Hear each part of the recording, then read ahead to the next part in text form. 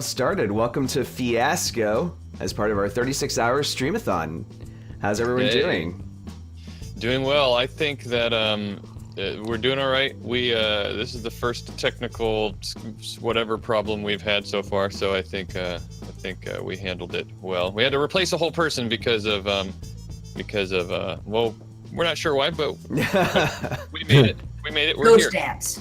I think it was my fault anyway. I think I cursed it during Warframe. I was like, yeah, next up is Fiasco, which I've wanted to get into for years because it's like my favorite thing that we do during the Stream-a-Thon. I've never done it before. You sabotage. And now look at me. Now I have to stay awake. I'm actually incredibly excited to have you on. Nice, fun, last-minute replacement. But yeah, I was like, oh my god, I have graphical work to do. Anyway, next. Let's just go ahead and jump right into it since we're low on time. I'll skip the introductions. Everyone generally knows us, but we can just you can see what we do, our shows, and I guess we'll plug at the end if we have time. Yeah, we're all here. Hello. All right. So, Fiasco. This is a GM-less game, and we start at the table with nothing, with the exception of a single play test. I mean, it's play set. And we've chosen the playset Pink Mohawks, which is a Shadowrun themed playset. And so Fiasco, you can play it in all kinds of different settings. In this particular case, we're going to do Shadowrun. So to get started... Oh, actually, you know what? I think there is time to introduce because I have to roll 16 dice to set it up on the board. No problem. You know what? Instead of introducing, I'll let everybody know about, remind everybody about the fundraiser and what we're going to be giving away right at the end of this show. Sure. Oh. So of course we're here doing our 2018 summer fundraiser. This is the 36-hour Stream-a-Thon, and that's kind of like the high point in our fundraiser, or at least the middle high point and then we'll come down the slow, comfortable descent on the other side afterwards, and we get on for 36 straight hours streaming content, getting you guys excited and having fun, helping keep us going for another year by donating. One of the things that we like to do during the Stream-a-Thon is raffle off a bunch of cool stuff that people have that either we're offering for giveaway or people have donated to us, and we've got lots of sponsors this year. That's a new thing this year, so it's been really, really cool. So what we're going to be giving away this year, or during Fiasco, is Catalyst Game Labs is one of our sponsors. They've given us a ton of cool Shadowrun PDFs to give away, and I put together a little Shadowrun PDF bundle, a big old source book bundle that we're going to be giving away all the PDFs for. Now, I know some of you like to say, like, oh, well, we've got it's just I can get the PDFs anywhere, right? Well, you know what? You don't always have to be a Shadowrunner, and here's your chance to own all of this gigantic bundle, actually legit and legally. So, and it's a big bundle too. It's like 10 PDFs. Ready? I'm going to read them all off. You're going to get with this bundle. If you win in the raffle at the end, you'll have legit copies of Run and Gun, Street Grimoire, Run Faster, Rigor 5, Howling Shadows, Court of Shadows, Forbidden Arcana, Data Trails, Chrome Flesh, and Cutting Aces, all of those. So load them up onto your tablet, your iPad, your laptop, whatever, take them with you everywhere and have lots of Shadowrun stuff at your fingertips. And the way you get those is by getting onto our fundraiser page. Click on the button below in the Twitch panel that says 2018 fundraiser there with all of our faces on it. It'll take you to our fundraiser page, or you can just go to Shadowrun or shadowcasters.network/fundraiser. There's links there. I'm sure someone will drop a link in the chat room as well.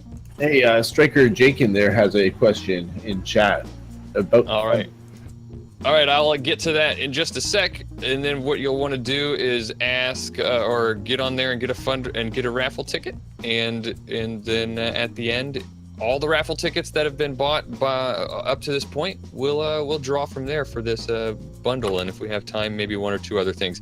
Striker Jake, I think, was asking, says, can I use PayPal? Because it doesn't offer me that option, even though it's apparently a partner and I have no credit card. I don't know why you wouldn't be able to use PayPal. I pretty much was under the impression that you could use PayPal.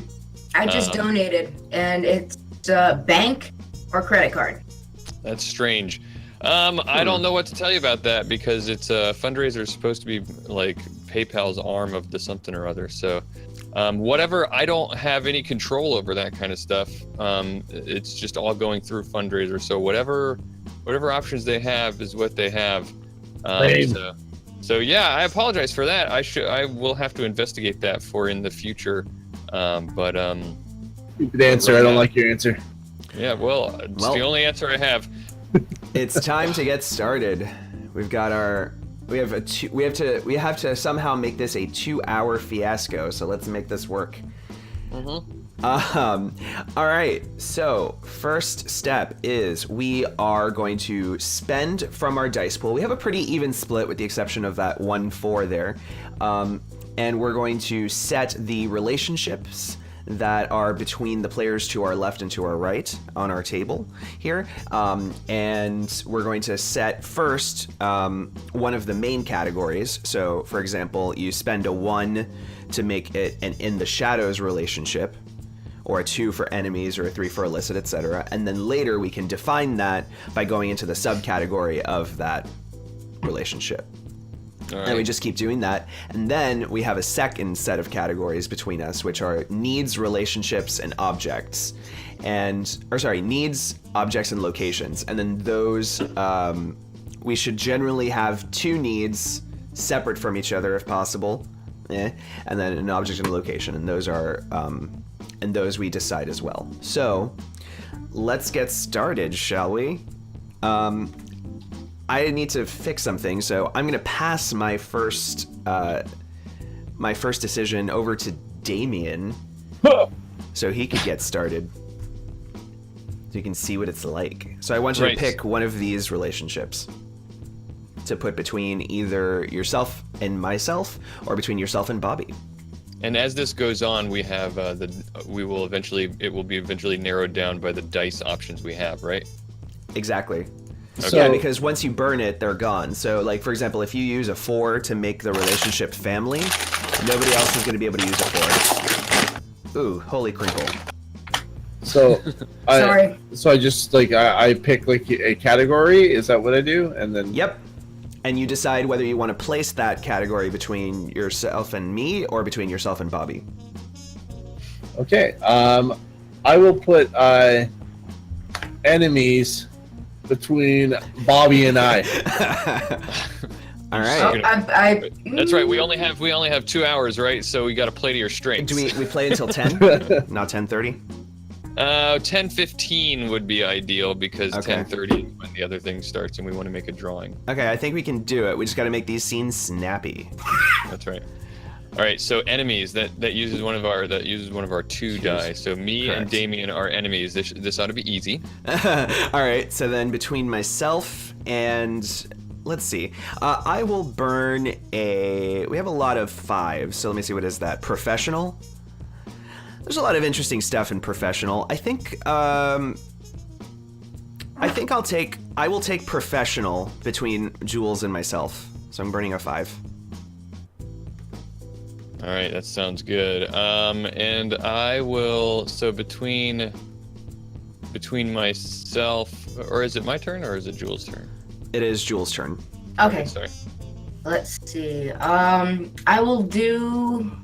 We do have a lot of 5s. Holy moly! All right.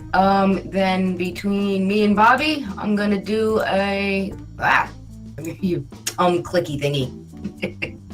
I'm gonna take another 5. Professional between me and Bobby. All right. Dual professionals. Mm-hmm. I'm professional, not exclusive.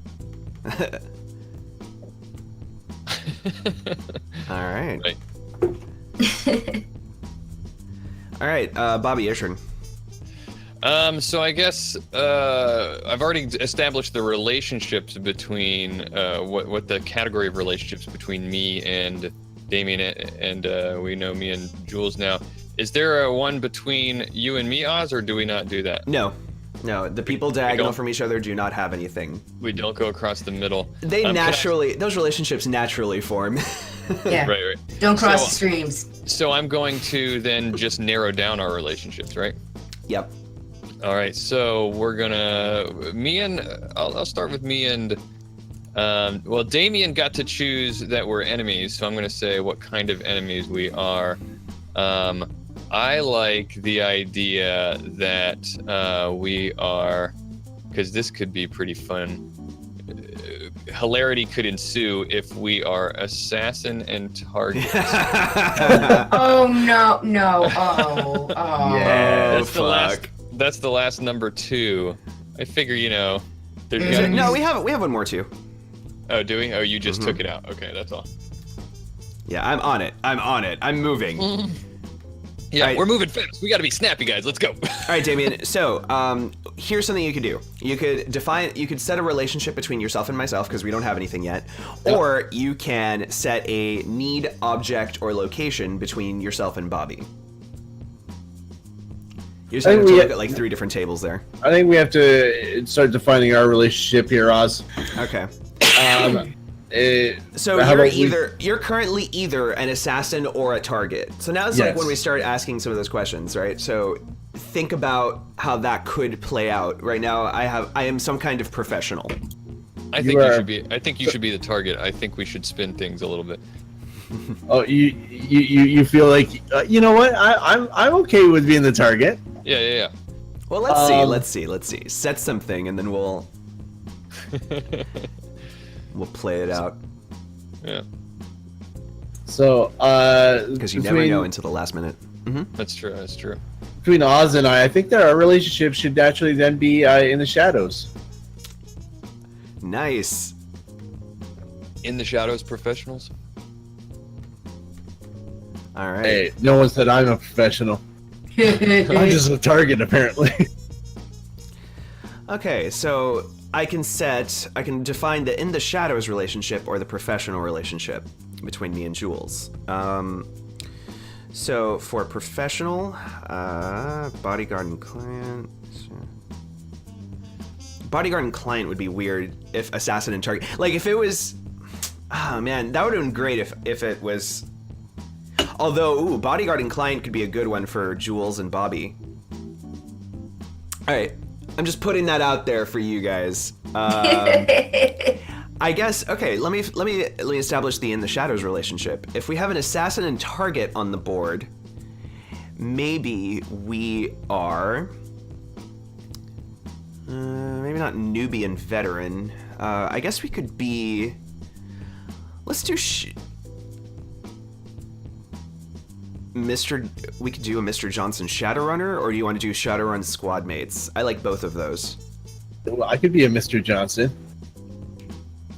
All right, let's do it. Mr. Johnson and Shadowrun. I'm burning the last one. So okay, yeah. In the shadows, I see. Oh wait, did that get rid of the bodyguard client? Oh, it did though. That's okay because yeah. I was thinking it would be much more hilarious if mine and Jules' professional relationship was somehow more mundane. Oh gosh, yeah. Like a small business relationship. Yes. This is gonna be hilarious. Like she's my tax person, like my tax lady. Do deductions. Why do you not itemize? So Jules, you can establish the professional relationship between yourself and myself, between yourself and me, yourself and Bobby, or you can start setting a need, location, or object between either of us.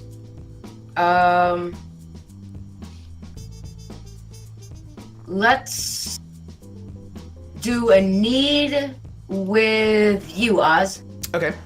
Which need would you like to do? We have we're out of one, so there's no to get rich need.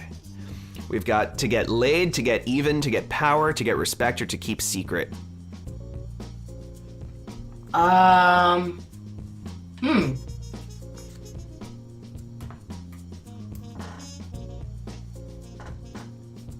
Just lost everything.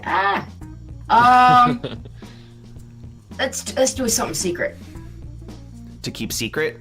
Mm-hmm. All right, burning a 6.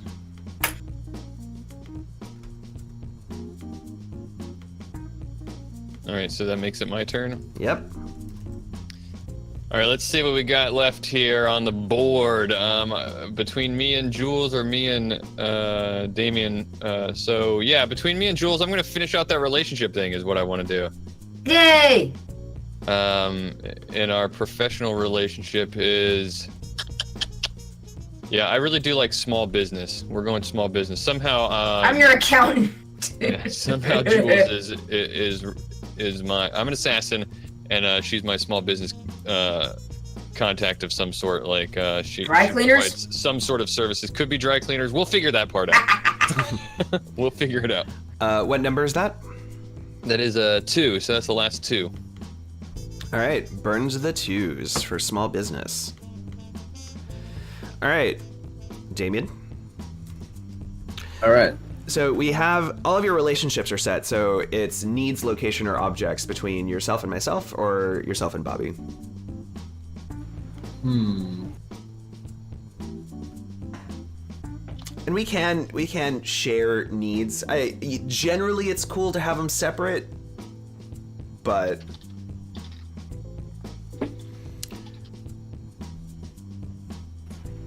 I should have been looking at these needs and locations ahead of time. Well, we can also help out. Like, we can help each other out. Yeah. Of course. This is cooperative storytelling. So who are you trying to think of? So there's needs and objects. So we could there could be an object somehow between the two of us, and maybe that could be why you're a target of mine. I mean, yeah, there's a lot of interesting possible objects. I think there does need to be an object, right? Because we have an assassin. There's an assassin target Johnson Shadowrunner thing going on. There has to be some kind of MacGuffin in the center of all of this, right? Yeah, so let's see here. So we can do a magical, a valuable, a trouble, or a personal. What do we have under troubles? Oh my goodness. With the numbers that we would have left, you could do a weaponized strain of Vitus, a newborn baby, a crate full of basilisks, or the corpse of a VIP. Or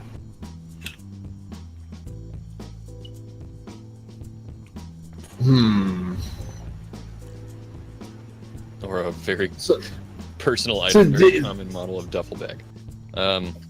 Keep going, sorry. What about valuables? What do we got for valuables? Sorry, I've lost track of the numbers. No worries. The rebellious son of Ares CEO Damien Knight, top of the line cyberdeck prototype, or an unregistered cred stick.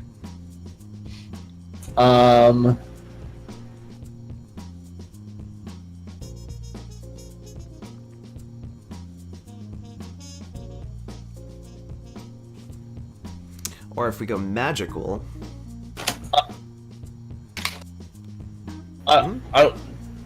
Can I be the valuable? Possibly. I mean, a lot of these things are just going to play out as we go. So yeah, we make it up, and you know. Actually, I don't know how you would be the valuable because of the I could remaining totally things be we the have rebellious son of the Ares CEO Damien Knight. All right, let's do it. All right, so that's obviously between you and myself, right? Because Mr. Johnson Shadowrunner, you're a rebel. Yeah, you're a rebel Shadowrunner now. All right, and I've got an assassin after me that I need protection from. Well, technically, you have to pick just valuables, and then later we pick the other one. So yeah. Well, if you're the target. Procedure. Anyway, Well, you could still be an assassin, but maybe. We'll see. We'll play that out. All right, so that got rid of the 4, right? That was valuables? That's right. I think so. All right. Then to make it the rebellious son, that's a 3, right? Yeah. Okay. Actually, if it's an object, well, that's right. You said you would be the object. Okay. No. Why not? You've been objectified, Damien.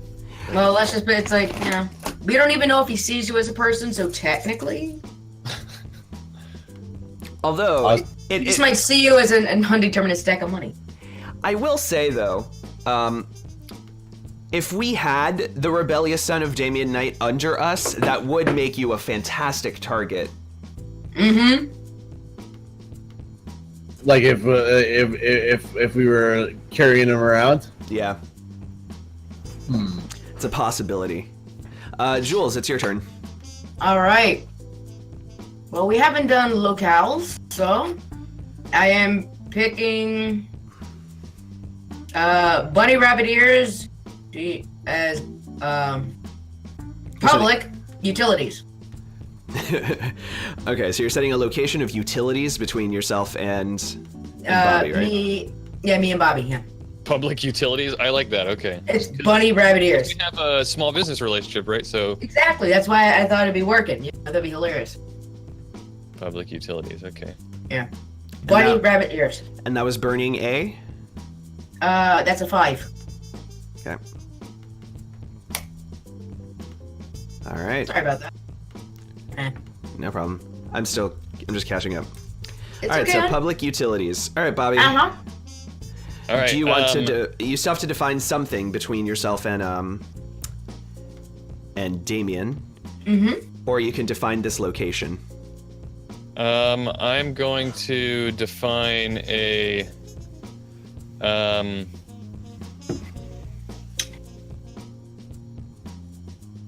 I'm going to define a need between me and Damien. And that need is going to be, let's see, make sure we haven't used the 5 yet. I thought it would be good to have City Hall. Anyway, the need between me and Damien is to keep a secret. It seems that maybe this isn't a random target that I've been assigned, but perhaps a personal one. Oh, man, we have a lot of secrets on this table. No kidding. It's too many secrets. That's why it goes into. That's why a fiasco ensues. Yeah. Yep. So what that secret is going to be, we'll have to figure out. I like that. You and I know something, and then you and them, and then him know something. All right, Damien. So, you can. Here, now that we're kind of in the last round, you can choose to define to keep a secret, or you can go ahead and plop something down between someone else if you'd like. So you can define the need between Jules and I, or the location between Jules and Bobby. Oh, you know what? I didn't think about the fact that you guys had already kept a secret. Should I pick something else, or do you want to? If it's up to you. I think to keep a secret could work, but it. I think to get even would have the same kind of tone and feel that I'm going for. So let's just do that. Let's use a 3 instead of a 6. Okay. To get even. So I'm gonna put that 6 in place of the 3 because yeah. Okay. So to get even. Right. That's a need that I have between me and Damien to get even. Nice. This is gonna be funny. All right. So do you want to define the to get even relationship? Also, to you, last Damien. round, Bobby, since you were the last player, Yes. your die is going to be wild, so you can choose any number on your turn. So you don't have to be stuck with the last choice. Cool. And that helps inform our decisions too. Like we're not necessarily stuck with these numbers for All one right. of them. Okay, so I'm gonna make life really difficult on me. Good. You're getting the spirit of things. What numbers do I have have- for get even? 3s, 5s, and 6s. Then it's gotta be 5. In an orgy of wanton destruction. That's delightful. Oh my lord. All right. we need some smoking aces in this house. Yes. God, great. We just turned it into a Guy Ritchie Shadowrun film.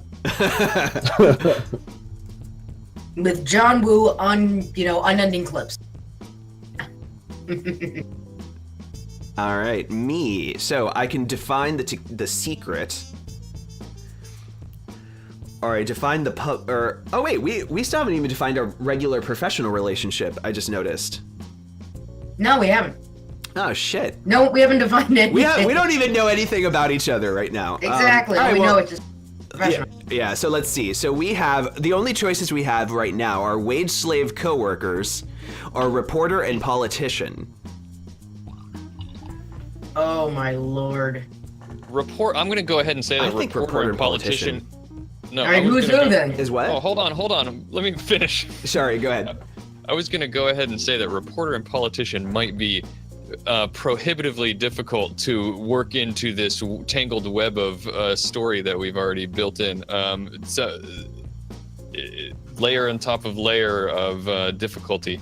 Well, let's talk about this, right? Because what is the public utilities situation looking like? Because I feel like if I do reporter or politician, that's gonna like kind of put Jules in a box that I don't necessarily want to do unless it works well with the public utilities.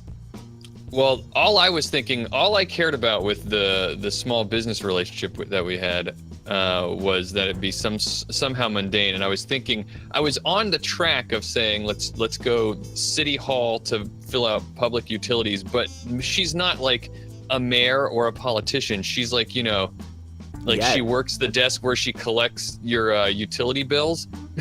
Oh yeah. Oh my gosh. Next, like Roz from almost something like that, Yeah, I see. That was what I was thinking anyway. But I'm obviously in the nature of Fiasco, I'll go with whatever we decide. But well, it's interesting because your relationship is also small business.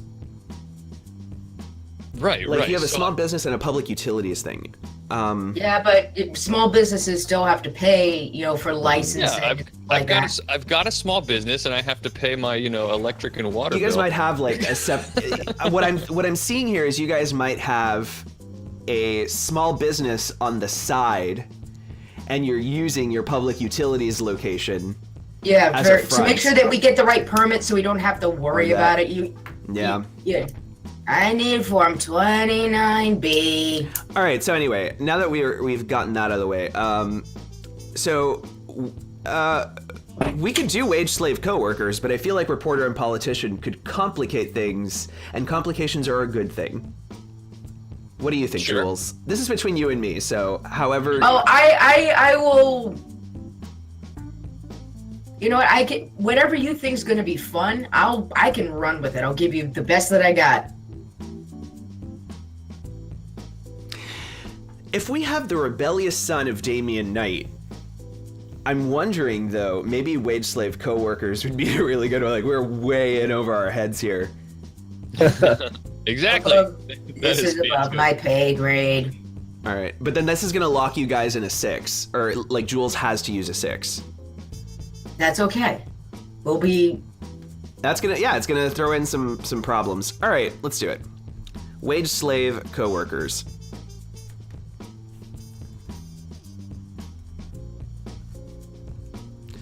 All right, Jules.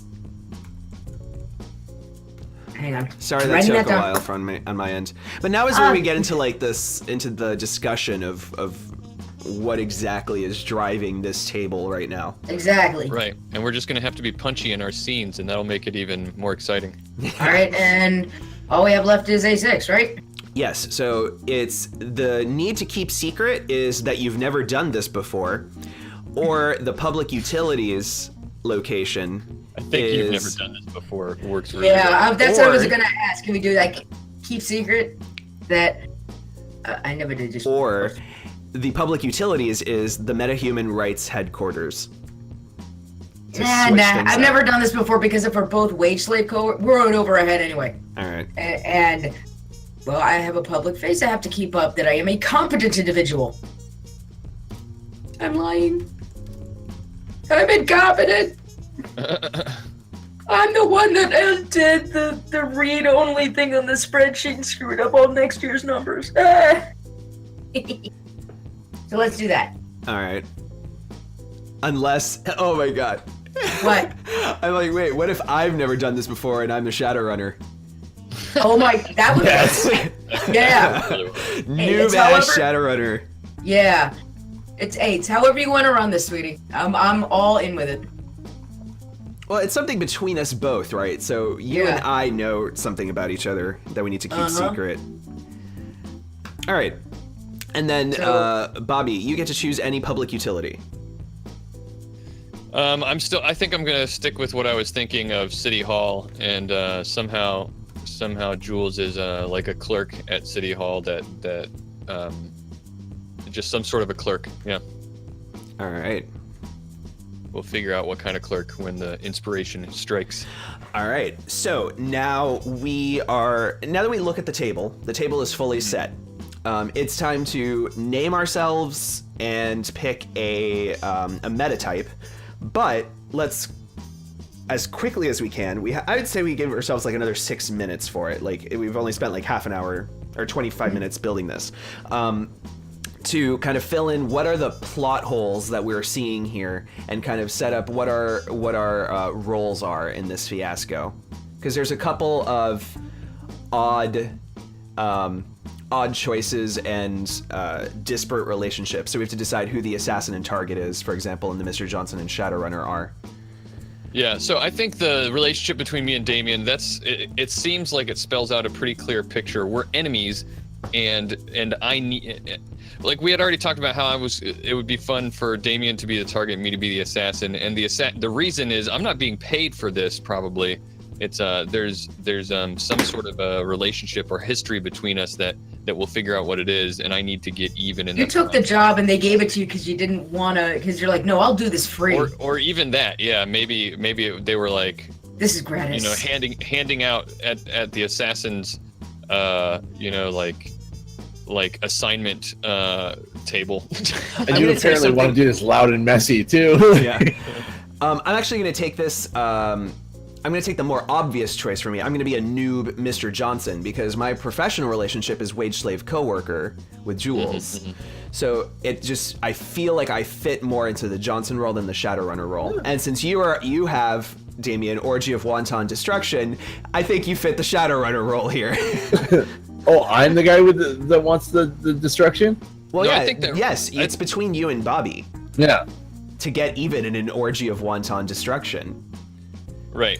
We'll see how that plays out. It could go either way, Damien. So all right. Whatever feels right is what will happen. Yeah.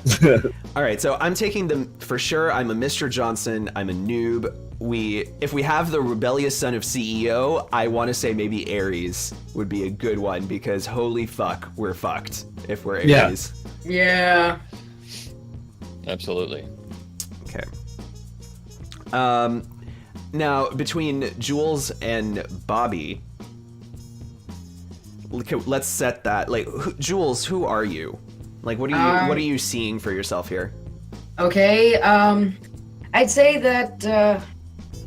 I would say I'm actually kind of like Roz. I do work in City Hall. You know, take paperwork, file it. You know, all this other stuff, and you know, pretty much it's the. Since I know a little bits of the ins and outs of bureaucracy, so when Bobby comes in, he wants to start like maybe like a new restaurant or a street vendor kind of thing. Want to get a food truck? Yeah, I'm the one that makes sure it's just like, you know, like I got your paperwork first, and I'm like, you filled out the wrong form, and you can't serve human heads. Yeah. I don't care if they're marzipan. I have so many of them. Exactly, but pretty much, but you know, he's the first time, and I kind of felt a little sorry for him, and I know that he's like, you know, I'll help him out there. Right. Yeah. So it's that, you know, I want to make sure that Okay. bureaucracy sucks. It helps if somebody knows what's going on. So if we're wage slave co-workers, I could be, you know, like I said, I can be an office admin. You could be, if you're Mr. Johnson, ooh, this might be cool. If you want to work, like as a security guard, like one of the like, you know, the rent-a-cop thing, so you have access to everywhere. So I mean, you could be office coworkers in City Hall. I mean, there's no reason you can't also be work at City Hall. No, that's what I was thinking though. But he's one of the rent-a-cops at City Hall. You know, I like that though. I was thinking Ares, but actually, like, let's just get rid of that entirely. We work for the UCAS. Yeah, we're you know, another day, another dollar. I like this because a picture's painting in my head of Jules and Oz who are like who are kind of like these like Fargo-esque mundane people working civil servants who I love it. get way in over their heads in this feud between these like hardened Shadowrunners, Damien and Bobby here. Okay, I'm actually I could drop some lore in here that could really make this work here. Okay. So you know how like Ares is planning on leaving Detroit to go to Atlanta to join the CAS instead? Yeah. Ooh. What if this is our leverage to keep them in the UCAS? And somehow we, like, this rebellious son that we stole. Sorry, I'm, like, jumping ahead. So the rebellious son that we have hostage right now is one of our leverage points to keep them in like, Detroit. You're the Shadowrunner, and I'm coming in at just, like, a supply cousin. Why the heck is there a body in here? Seemed like a good idea at the time. Yeah. I like that idea. I'm loving it. We've got 1 minute left until we gotta. All right. All right, so we need names and metatypes. Yep. My name is Kingsley Savage. That's not my real name. That is the name I gave that was my assassin name I gave myself. Kingsley Savage. All right. Kingsley Savage. Assassin. Hey, thanks for the bits, Jen. Thank you. Thank you, Jen. And what kind of what's your metatype? I am a suave, slick orc. Orc assassin. Yeah. Okay. We got to name our. The three of us still need to name and decide our characters. I'm definitely a human. Don't think too hard. Yeah. Make it quick. Yeah. No, I'm gonna go dwarf. Name is Flora Gutierrez. Flora Gutierrez. Yep. I like it. Mostly because I am too tired to. I'm gonna just trip over that one constantly. Well, last name stolen from a freakazoid villain. All right. I'm gonna go human. I always love that name. Johnson, first timer, and then Human Johnson. let's see. I guess my name would be something stupid like Vern. Virgil. Virgil. Ugh. Vern. Yeah. Vern Burgleton. Burgleton. Thank you. Oh God. Vern Burgleton. That is me. Okay. And Excuse me, Officer Burgleton.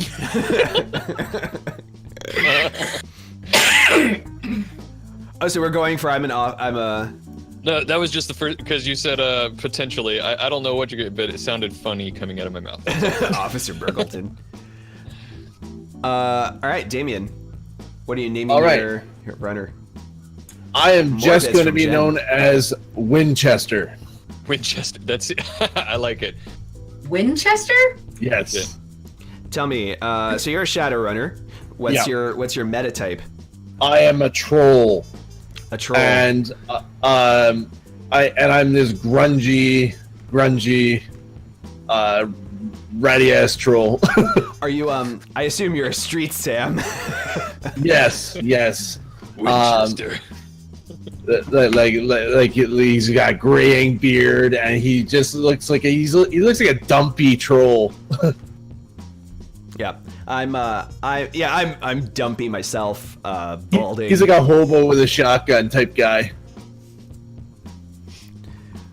All right. So, let's do a final around the table of like an introduction to our characters, right? Like I'm gonna say that I Vito? think we did a good job of introducing our characters, and in the interest of time, maybe we should just jump on forward.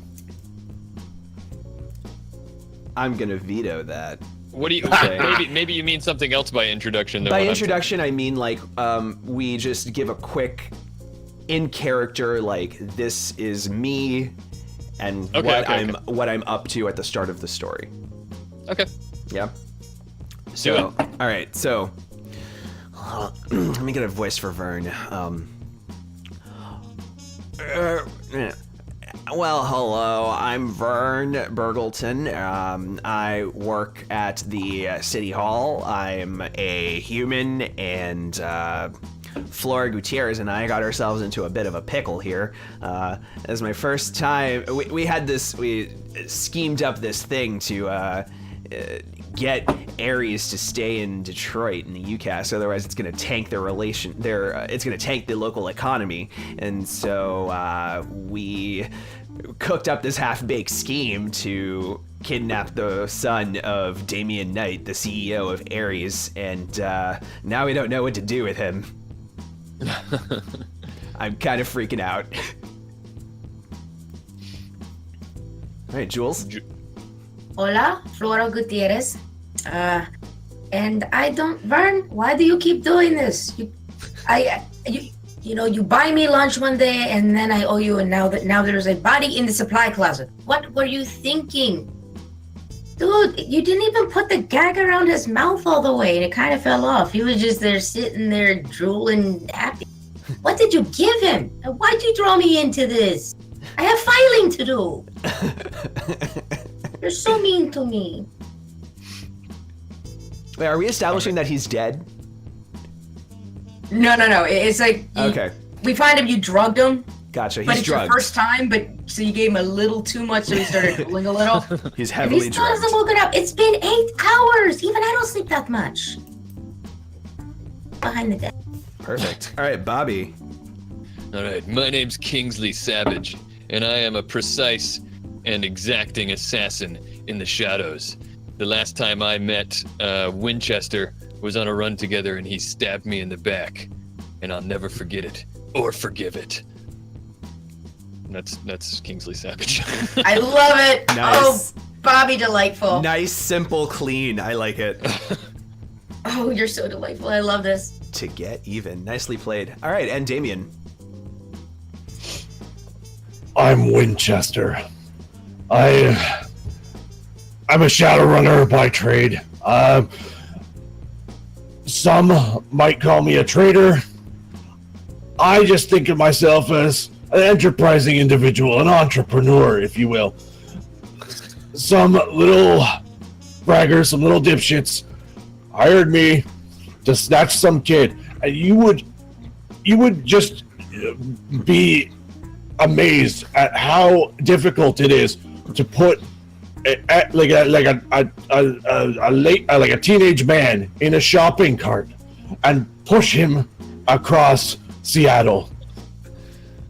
It's a pain in the ass, but I did it, and I got him where he needed to go, and I'm done as far as I'm concerned. I'm finished. Awesome. Stryker, thanks for the cheer, and I do hope that Winchester continues to call the other two dipshits the entire time. That's what they are. All right. That's my second favorite curse word. So, let's begin our scheming. So the way that this works is we each take we have 2 rounds of play where each of us set 2 scenes. Setting scenes is either establishing or resolving. Establishing is you decide where and with who the scene takes place and maybe what it's about. You set that, and then after the scene, as the scene is going, the players as well as the audience start discussing in chat whether the scene is going to go well or badly for your character, whether it ends that way. That's really important, you guys. Whenever a scene starts, start figuring that out in chat quickly, because we got to move through these scenes. We're not going to have time to wait for you. You got to tell us as soon as you think of it whether this scene's going to go poorly or well. Yeah, let it play out like for 30 seconds or so. See where the scene is going, and then be like, okay, I don't think this is going to go well for the person that is established the scene. Yeah, and because then, that's how this is different on our stream than a normal one. We take our cues from you about that. Yeah. Or you can resolve a scene, which is instead of choosing where to set it, you let the audience or your other players decide where and what the scene is about and with who. And then at the end of the scene, you decide whether it went well or badly for you. Right. So, who wants to take the first scene? I'll do it. Oh, and just as a reminder, so the white and black dice on top are our goods and our bads. So we have 8 good endings, 8 bad endings, and they also work as kind of a timer mechanic. So every time that we get one of those dice, we pull them out. So we have 16 scenes in total to play in the next, how much time do we have? Hour and 20 minutes? Yeah, so each of these scenes needs to be no more than 5 minutes. Thank you for the math. All right, let's do it. So, all right, so what's an obvious first scene here? I think that... Oh. I was about to say, I think Winchester needs to get paid for his job, for getting this kid here. You little dipshits. It's a good way to establish what's going on. Right in City Hall. Considering you put him in the closet, so now are you then establishing the scene? You're gonna say what it is and let chat decide as it plays out whether it goes poorly or not. Yeah.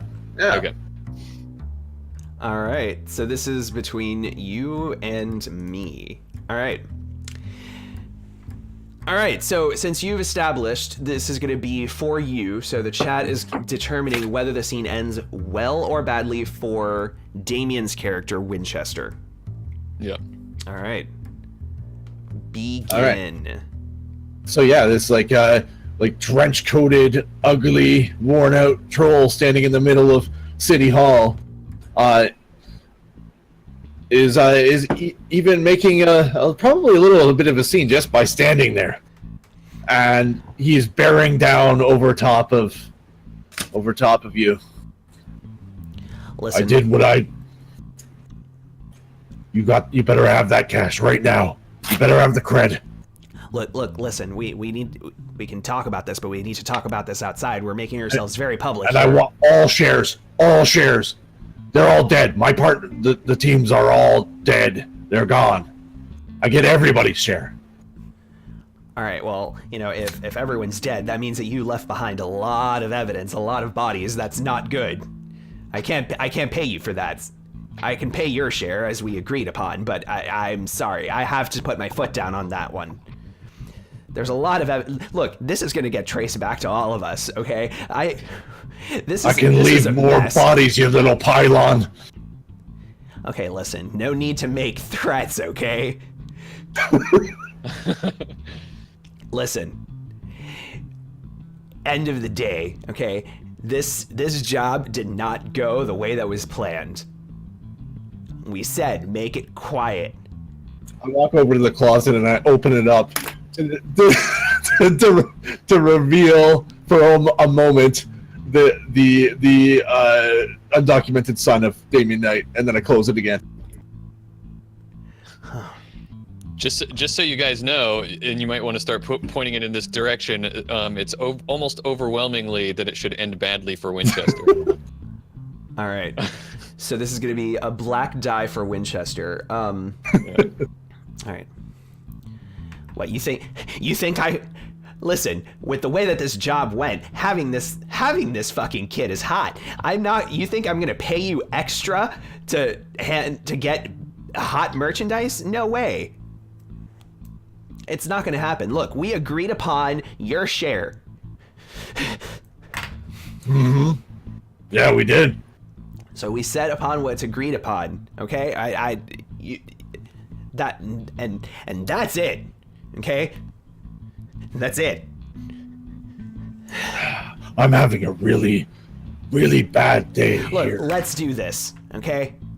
You help clean this up, and I'll get you the rest of the shares. Here's your share now, and I hand him the cred stick for his share. If you want extra, you need to help us clean this up. This can't come back to us. What do you want me to do then? I don't know. Figure it out. I have a lot to handle on my end too, okay? You want me to get rid of him? No. No. He can still be useful. You want me to take care of him? Okay, look. He can still be useful to us. We don't need to get to that point just yet, okay? I don't want that. So you want me to take care of him, not like take care of him? I want you to take care of the situation. All right. I think that qualifies That's a as good- ending badly because Winchester does not want to be involved anymore. No. That's very badly. All right, so he's still involved. Now, Damien, so you get a black die. Instead, though, of putting it in your pool, you're going to choose which player to give the black die to. So essentially, if you want to gamify this, it's these are going to start determining whether our epilogues are end badly or end well. So you can choose to kind of give those black dice to people in the table that characters in the table that you think are going to be hindering your plans and your success. So I don't really want to gamify. I want to throw in like a monkey wrench into the plan. So I'm not going to throw it at Bobby because I think that Winston is actually like terrified that this crazy son of a bitch is after him at this point because he tried to take all of everyone's pay. So he just wanted in and out of this situation. So just for the hell of it, just because she hasn't been involved yet, I'm going to throw it Jules' way. All right. So Jules, you got a black die. Let's go ahead and add that in. All right, so what's our next scene? I like complication.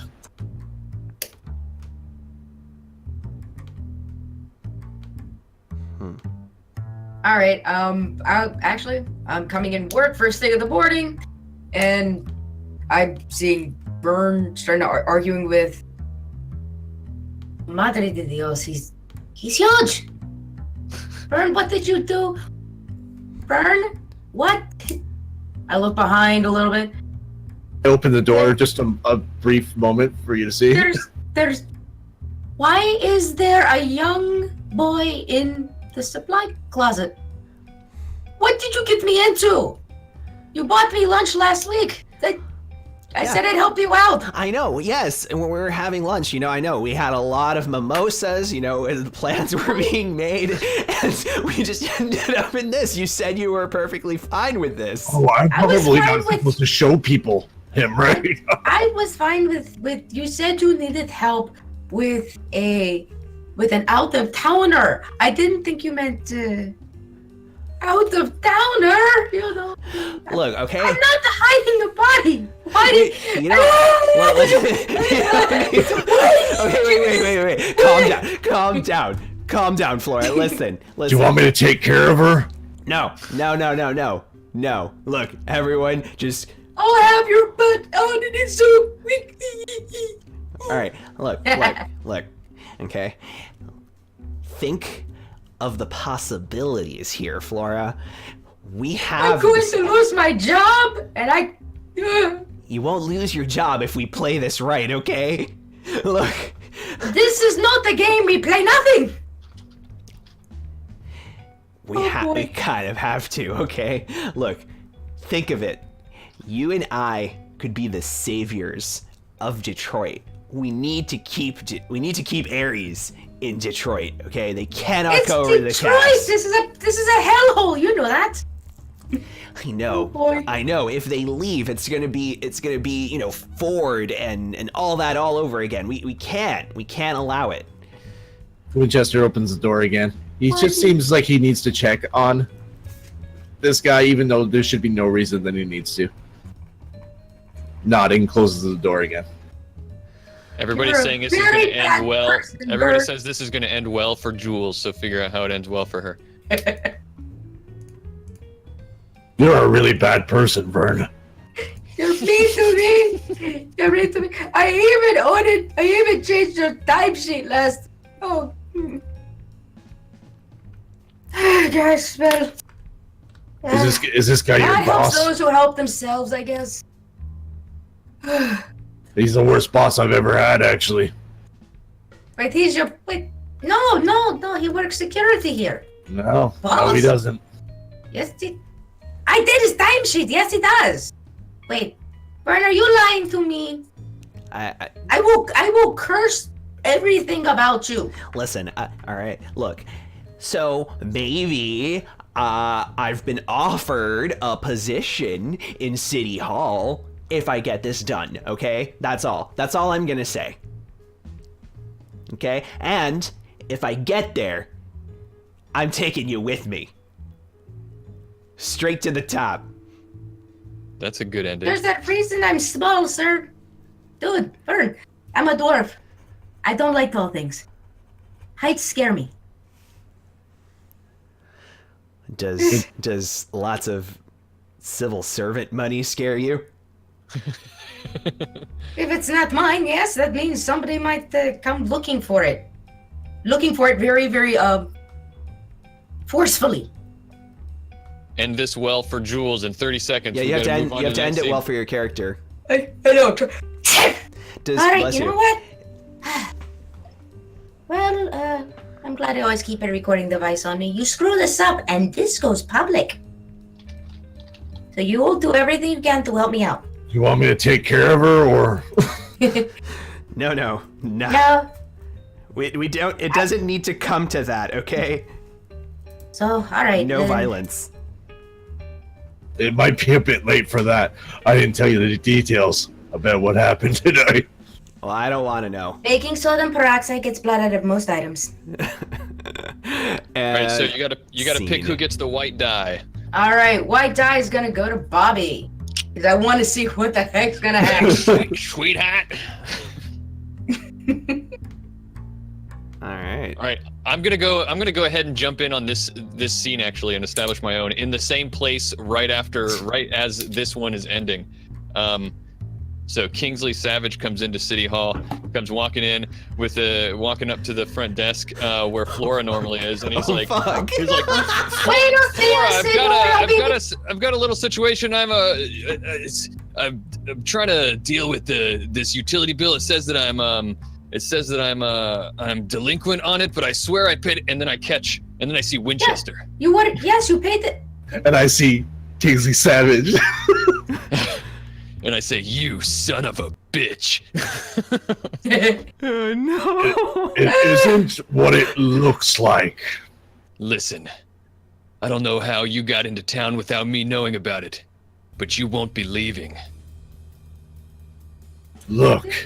Oh God, no blood. You're lucky you caught me here paying bills. Otherwise, I'd have a You pay bills? 6-inch blade with your neck's name on it. But I You left pay bills? But I left that at home. Of course I pay bills. I've got to... Look, I'm not going to talk about my secret life out here in the middle of City Hall with all of these civil servants around. Mundanity makes me sick. But there's only one thing that makes me more sick, and that's your ugly mug.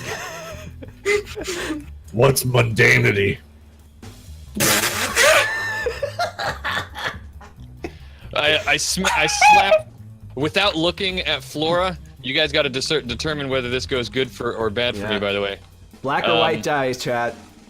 Yeah, think we go well for him. One for good and one for bad so far. I need a tie-breaking vote.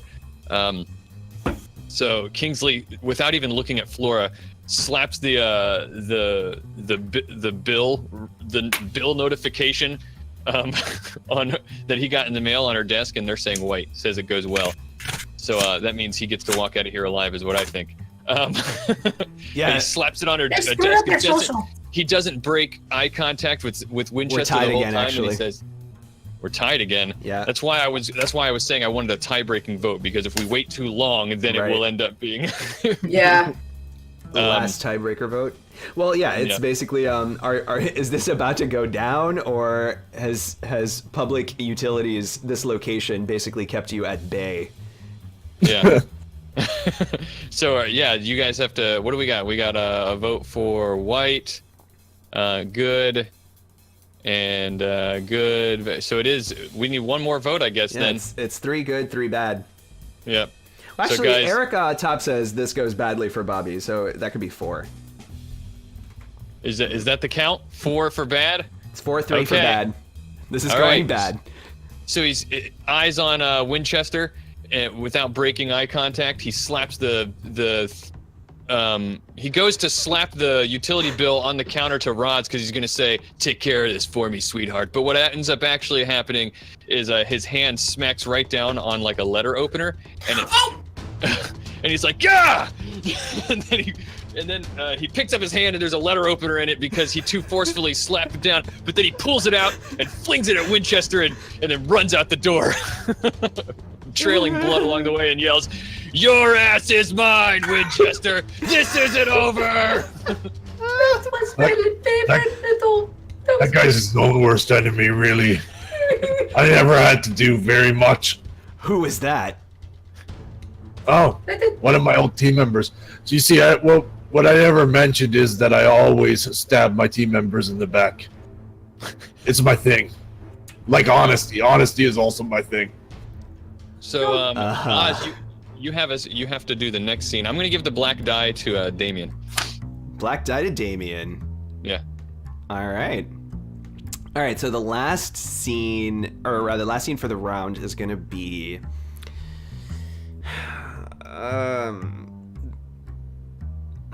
guess it still needs to be between Winchester and myself, or... Well, that's kind of what you started with, right? Yeah. Or, let's see, or... You know what? Let's resolve a scene. Why not? I don't know where to take this right now. So resolving is you guys you establish the scene. What is Vern up to right now? We'll throw out some ideas, later. but chat, you can also make some suggestions. We can also hop in the timeline as well if we need to like move forward. Yeah, exactly.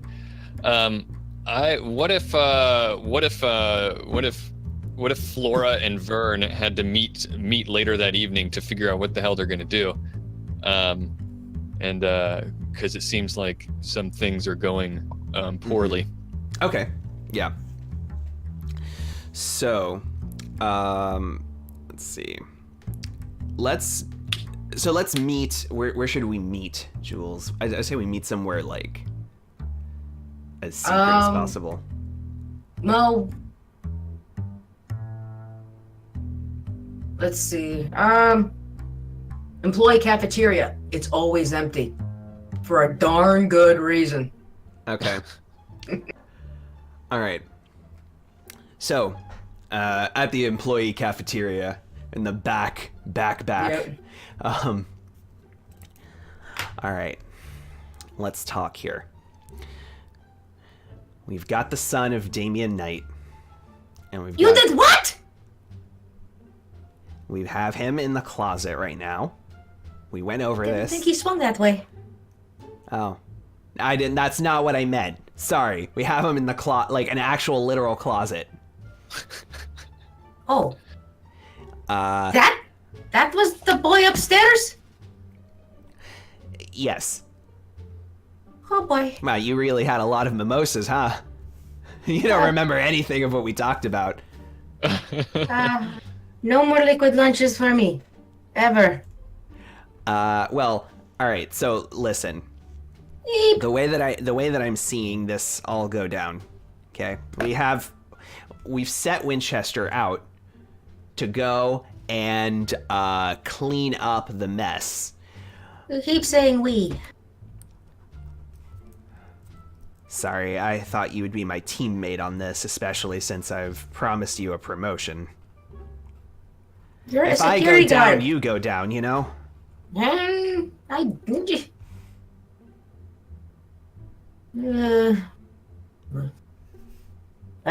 in for a penny, in for a pound, and whatever else you young kids say. We definitely say that. Freaking whippersnappers. So I think what we need to do is we need to plan our next move. Get the body out of the closet! Yes. I can only lie and say the lock's broken for so long. Well, where do we take this body? Your house? No, that's gonna put him directly on me. Look, honestly, no one's gonna look for him in City Hall. You know what? We can put him in. Isn't there a file, like an old archive file that nobody will ever look at, that we can just dump him in there for now? Yeah, that's where they put all the environmental studies for what the heck they did around in the Great Lakes.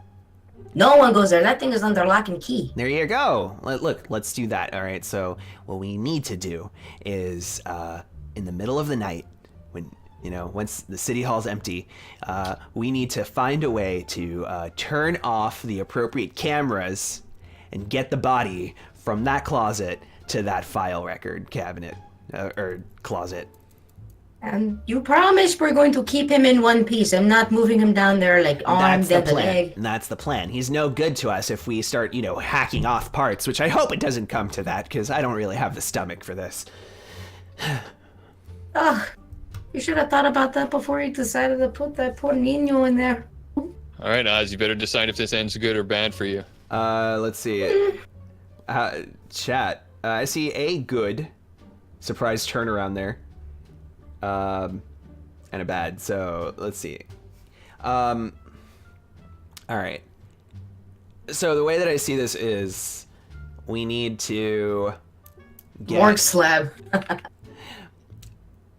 All right, goods. All right, we're getting lots of whites. All right. So then, all right. So Winchester is actually hooking me up with a Decker friend.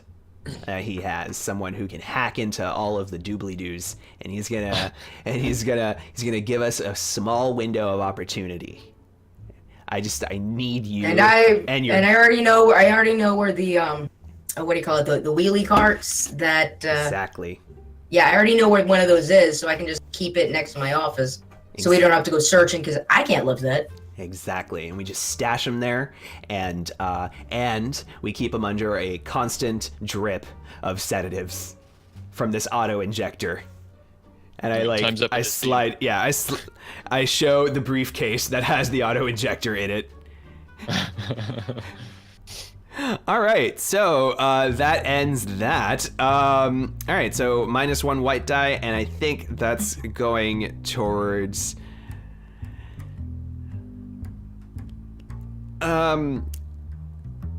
I need things to go well for Winchester to clean this up for me, so I'll give him a white. Yay! All right, so what's next? All right, so we have one more round before we go to the tilt, where we introduce new elements that will throw everything askew. So, who wants to go next? We each get a new scene. All right. What's your scene? All right, so as you guys had rushed off to the cafeteria to discuss what's going on, you've left Winchester to his own devices, leaning up against the door that this son of Damien Knight is behind. He takes a shot of jazz because it always makes him feel better, help him think, which obviously does the opposite. And he walks over to the desk, smears off some of the blood on it to the bill of Kingsley Savage, and decides, I'm going to place a call to Kingsley Savage. So he pulls out his comm link. All right. Okay, I'm gonna hide. All right, no one can see me. Please. I can't see anyone, so no one can see me. We're all gonna die. Go good. All right. All right. He picks up the phone. He says, "Savage Enterprises." Is this Kingsley Savage? Yes, Kingsley Savage speaking. How can I help you? This is Winchester. What the frag? You threw a letter opener at me. How'd you get this number? You left your bill on the desk. You dastardly fellow. You're more cunning than I have ever imagined. It's the jazz. It helps me think. That's what you used to always say. I always thought it was just an excuse, but maybe it was true. I just wanted to apologize. You want to know why I wanted to apologize? Because I am on the verge of greatness, you little prick. I stole the son of Damien Knight and put him in a closet right behind me.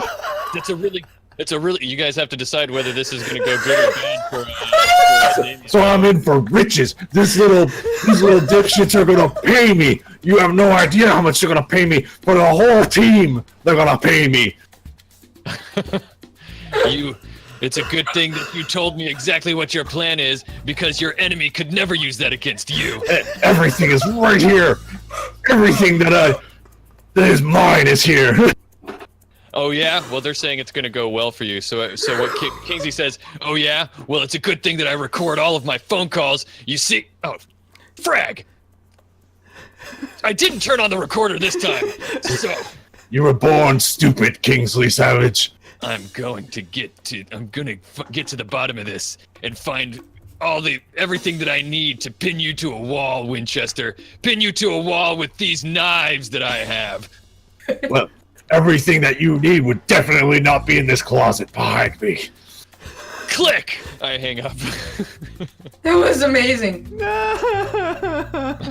Fuck. All right, you got a white die to give out. Yeah. I think I have to give it to Kingsley Savage. Yeah, it was the most amazing thing I have ever witnessed. It just be in Oz's face for just like. Oh my god. I like how we've somehow introduced high melodrama to the Shadowrun youth. Yeah. Oh my god. All right. And Winchester goes back to leaning against the door. All right. Next scene. Some poor impulse control right there. And honesty. Oh yeah. Lots of honesty. That was brilliant. All right. Any scenes? Any ideas? What are we doing next? So we have to somehow move this forward a little bit. I think Kingsley is going to go back and call City Hall and try to get Flora on the phone. He probably gets some sort of a call, some other receptionist first. Says, "I need to speak with Flora Gutierrez. She's important. You should know exactly who she is." And then he's on hold waiting for Flora. Please hold. Dee dee. And it's like that really annoying, dee dee dee dee dee dee dee. And right along till you get the earworm of "Girl from Ipanema's" in your head. As soon as you get stuck with the earworm, it's like, "Hola, Flora here. How can I help you?" Yes, it's Kingsley Savage. I tried to pay my bill earlier, even though it was incorrectly billed to me. I'm going to double bill it. Oh yeah, it's not the problem. I took a look at it and it looks like some dumb bastard. I don't speak that way. I'm much better than that. Some stupid head decided to accidentally switch numbers in the SIN line, and instead of 23, it was 32. So they billed you. So I am working right now. I put in a request to send up the ladder to remove that bill from your account, and hopefully within the next 6 to 7 years, it'll come off. Good. I knew you'd be able to handle it. That sounds pretty quick for city work. You should see my manager. Sloths at the speed of light. So, I'm going to get right to the point, Flora. It seems to me that you're in a heap of trouble. Yes! I'm surrounded by stupid people with stupid ideas and... I knew at the moment I saw Winchester there. Trouble follows that son of a bitch everywhere he goes. So and does Bobby-Older. I know a kind soul like you would never get involved with something like that voluntarily. And since you helped me out so much with my water bill, I'm gonna help you. Thank you. Is this gonna go? Okay, what are you guys saying? It goes badly? It's been a lot of bad. Oh man. So I know exactly how this goes bad. Okay, so he says, "I'm gonna handle this for you, and I'm gonna find that Winchester, and I'm gonna sneak. You need to make sure that whatever you're doing, you play along with his plan." Now, the reason this is going badly is because instead of hanging up, Kingsley accidentally did a just shut the screen off, like a conference call, and just added Flora to the call that he had going on with Winchester. So Winchester's on the line listening to him say, "I need you to make sure that you just continue to play along with Winchester's plan, and I'm going to be there ready to pounce, strike. I won't let you go down with that bastard, Flora." Don't pounce too hard, honey. Remember I had that last time you hurt your back. You don't want to hurt your back. Do not pounce too hard. But don't worry. Yeah. I saw a chiropractor after that, and he was good. And then he hangs up, and then he realizes there's something wrong with his phone. Hello, is someone? Hello, Flora, are you still there? Flora's Yeah, this is me, Flora. Winchester! I need a lozenge. I need a lozenge really badly. I don't know why you keep calling me. But stop it! Lose this phone number! But then I hang up for real this time. Oh my god. Okay, so who are you giving that black die to, Bobby? I'll give it to Oz. You don't have any dice. No, yet, I don't. I feel like it needs. I feel like the only way that this ends the way that I want, that I think is the best, is if it ends poorly for you somehow. So I give you a black die. All right, thank you. All right, well, I have a scene now in mind, which is obviously that Winchester recorded that conversation, and he's playing it back to Vern. Oh yeah, I like that. You listen to this. Oh. So... Wait, hold on a second. Well... Because Flora's like 55 years old here, you know.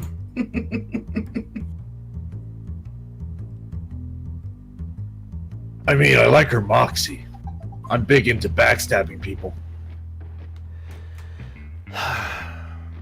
Well... Alright, look. Obviously, you know, he's... This Kingsley person is obviously trying to play us all against each other here. But he's way too stupid. He thinks I have a plan. I never have a plan. Look, if this guy is getting in your way of cleaning things up for us, then maybe we need to turn it around on him. Oh? Like... how? Like, we go along with the plan, but we make it a setup. I never have plans. It's a double cross, double triple cross. Well then, that's good. That keeps things simple for us. Then, I guess our idea here needs to somehow get. We need to lure him in. So what I'll do is I'll go shoot the receptionist. Who he likes, and then he'll come running.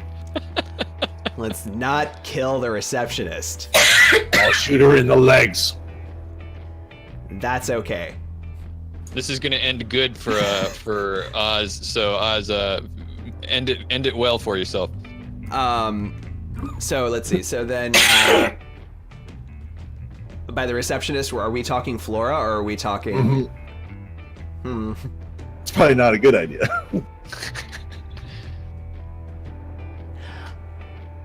I'm pretty sure this will.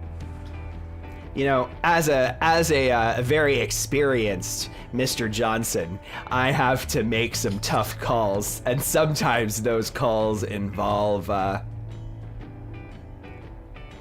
keeping people in line. You do this, I'll pay you one of your teammates' cred sticks. But she's gotta stay, yeah. Well, yes, let's do that. Let's do that and we'll, So you actually want me to, no, like, beat up the receptionist? Because She's like an old woman. What kind of person are you? I was joking. But I'll do it. I mean... Creds are creds, right? Creds are creds. yeah. I'm gonna die. I'm gonna... See, that's the thing. If she's in a wheelchair, she can't run from the problem. All she does is run. She doesn't want. Yeah. She doesn't want to involve herself in the problem here. You can't run from your problems. And we need an ally here, and we need someone that's gonna lure. So you want to make her an ally by me breaking her legs? Yes, but just Gotcha. Yeah, yes, yes. But she can't know that I did the hit.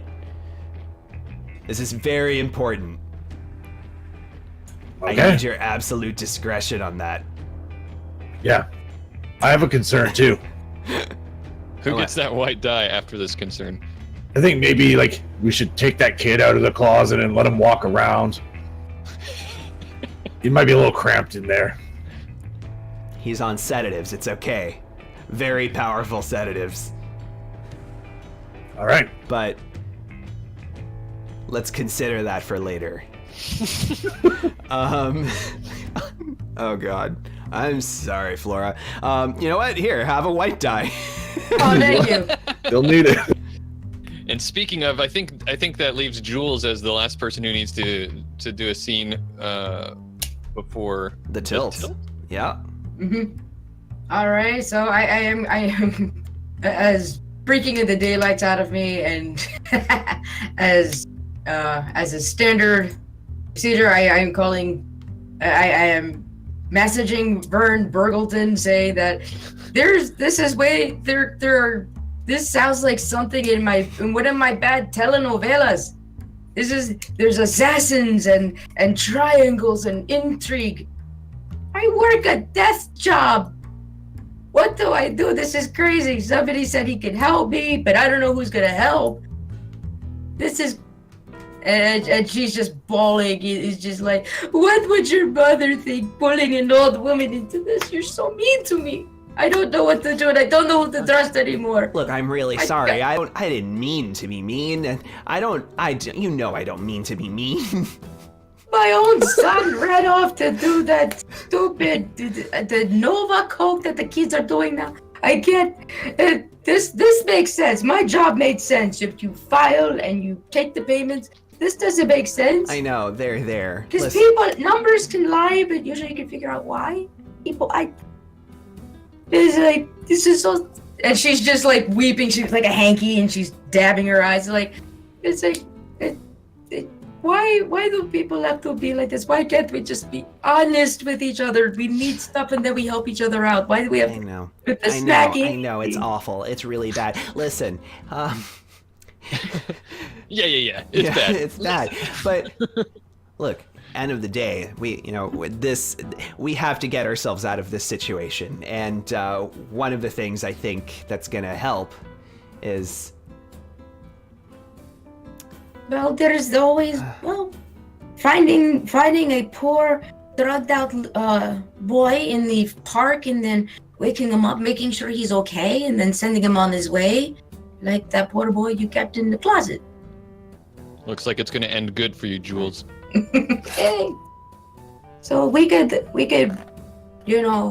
stumble upon him and be good UCAS citizens and take care of him and get him better, and he is thankful for us, or I don't know.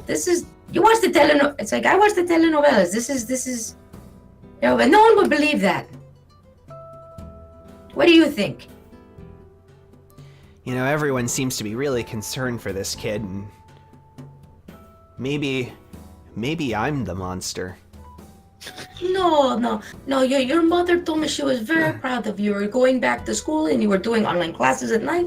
No, she said that you. I try really hard, Flora. I try really hard.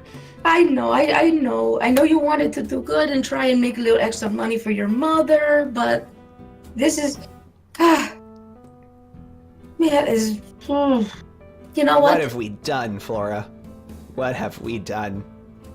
We have become the monsters that we always promised that we would never become, right? Oh, mijo, we don't know, but we need to do something about this. The best thing, I think, is if we could. Well, remember you got that time where all the you turned it so all the cameras all over the place are going to be off, right? We could sneak him out the front door and then put him kind of like, right outside the camera range, and he fell down, and I'm coming out to work, and I see this poor boy, and then I take care of him, and then he is thankful, and no one presses charges. Sure, yes, I will take care of him. I'll front the money for that. Yeah, he'll be taken care of, and he will be, and hey, we will get good reviews. Probably he writes to our bosses, and then we get raises, and hey, he might take the write-up off of your permanent record. I like it. Yeah. I like it. Maybe there is a cleaner way out of this than more scheming. It's like I said, honesty is the best policy. Violence isn't the best, but sometimes it is the most direct. But you know, sometimes it pays to be nice. I tap on my comm link, call off legs to Winchester. Winchester's totally not seeing that shit. It has to end well for her, though. Oh, I think that that's is true. The good ending, yeah. That is fair. Excellent. Pull off legs. Who gets the white die, Jules? So and then we move on to the tilt. Oh my goodness! All right, let me see what kind of dice everyone's rocking. All right, you know what, Oz? I'm gonna give you the white. Aw, thank you. Because that was a fun scene. That was a lot of fun. So called off. Yeah, because I called off somebody shooting your legs off. I'm a dwarf. Can he aim for something that short? He's a troll. Very He's looking precise down. shotgun blast. Now, explain the tilt, Oz. Excellent. Yay! So the tilt. So everyone go into the journal. We're gonna go to the tilt table, and we're all going to pull that up, and then we're gonna roll a number of dice equal to what we have. However, if you have like a black die and a white die, like Damien, Jules, and I have, we're gonna roll one white die separate from the one black die, and then we subtract the two results, the larger from the smaller. Bobby is rolling 2 dice. He has 2 white dice. There's no subtraction because he doesn't have any black dice. And then whoever gets the highest results, the 2 people, are going to decide on the tilt elements. Okay.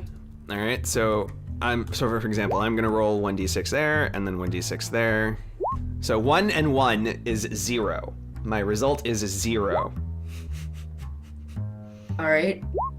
What is? Mine is also a 0, apparently. You'd have to beat a 0, Jules.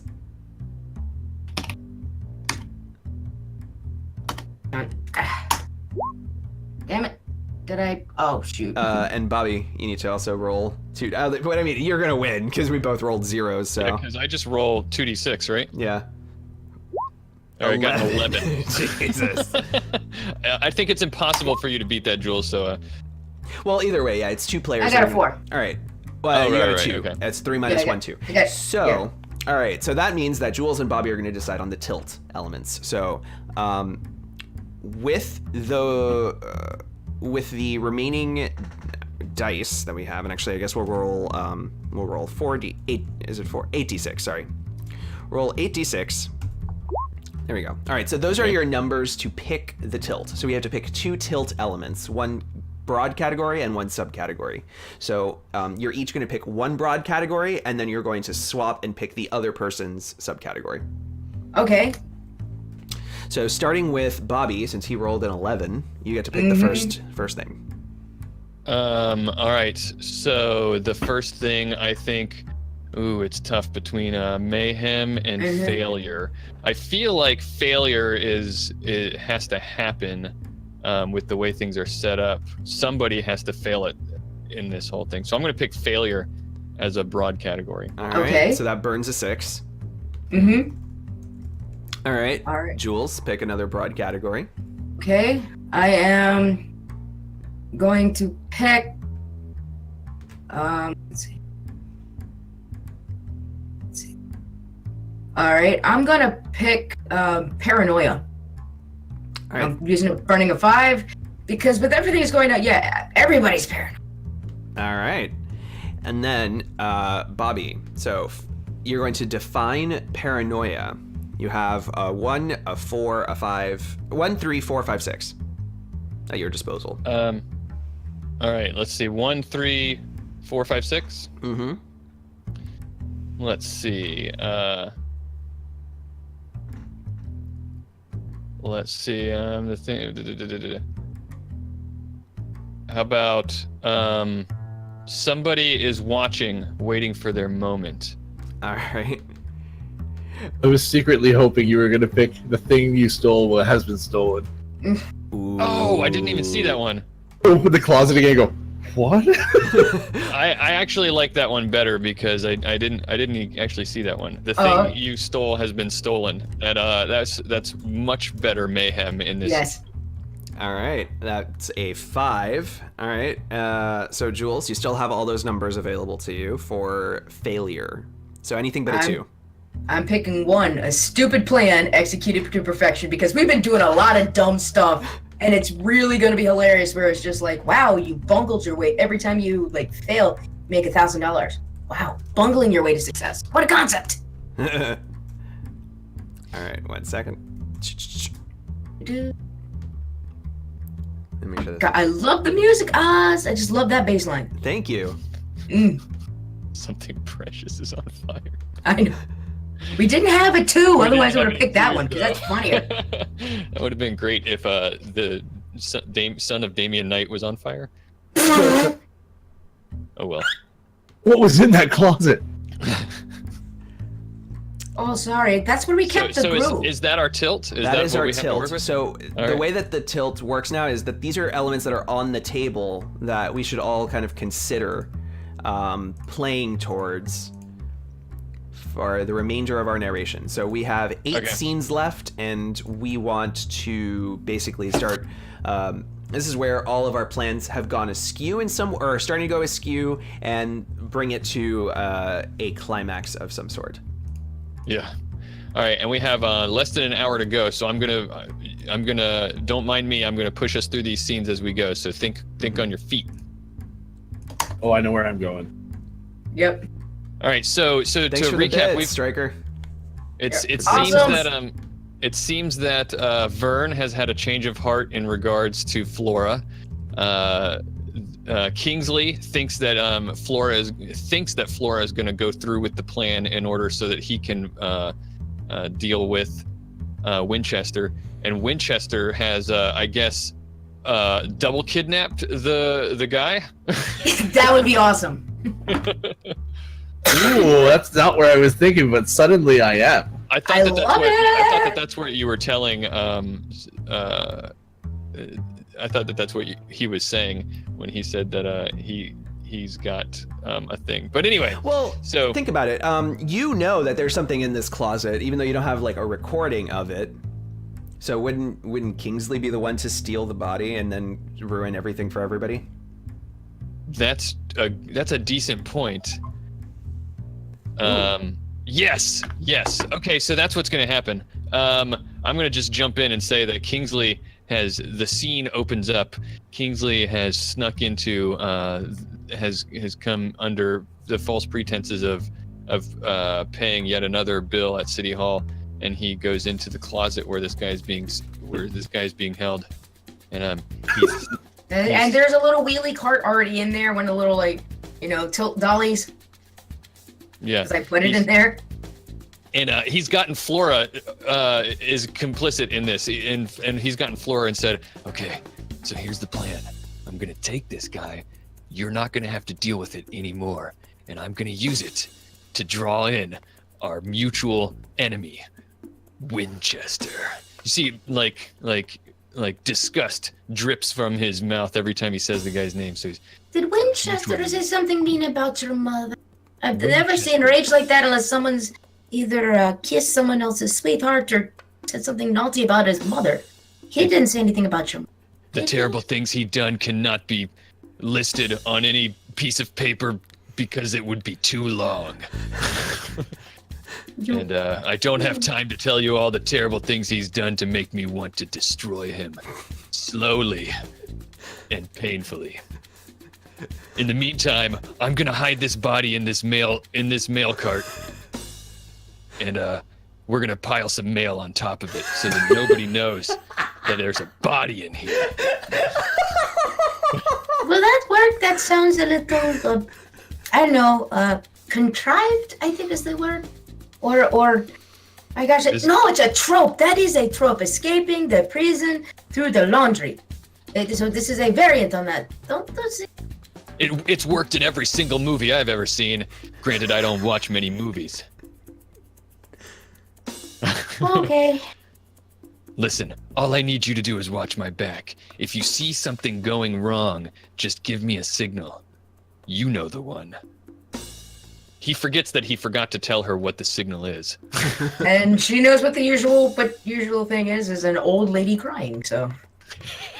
And he said, you gotta watch your back. It's like, but your back is fine. No knives in it. You said he stabbed you on the back. Your back looks fine.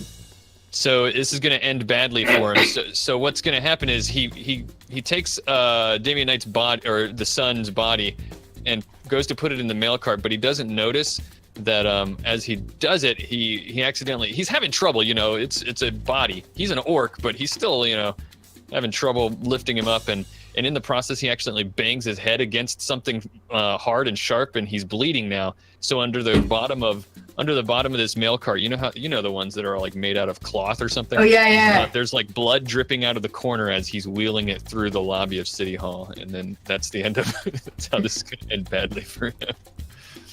All right, so you've left bloody evidence. Nice. All right, so now here's the switch.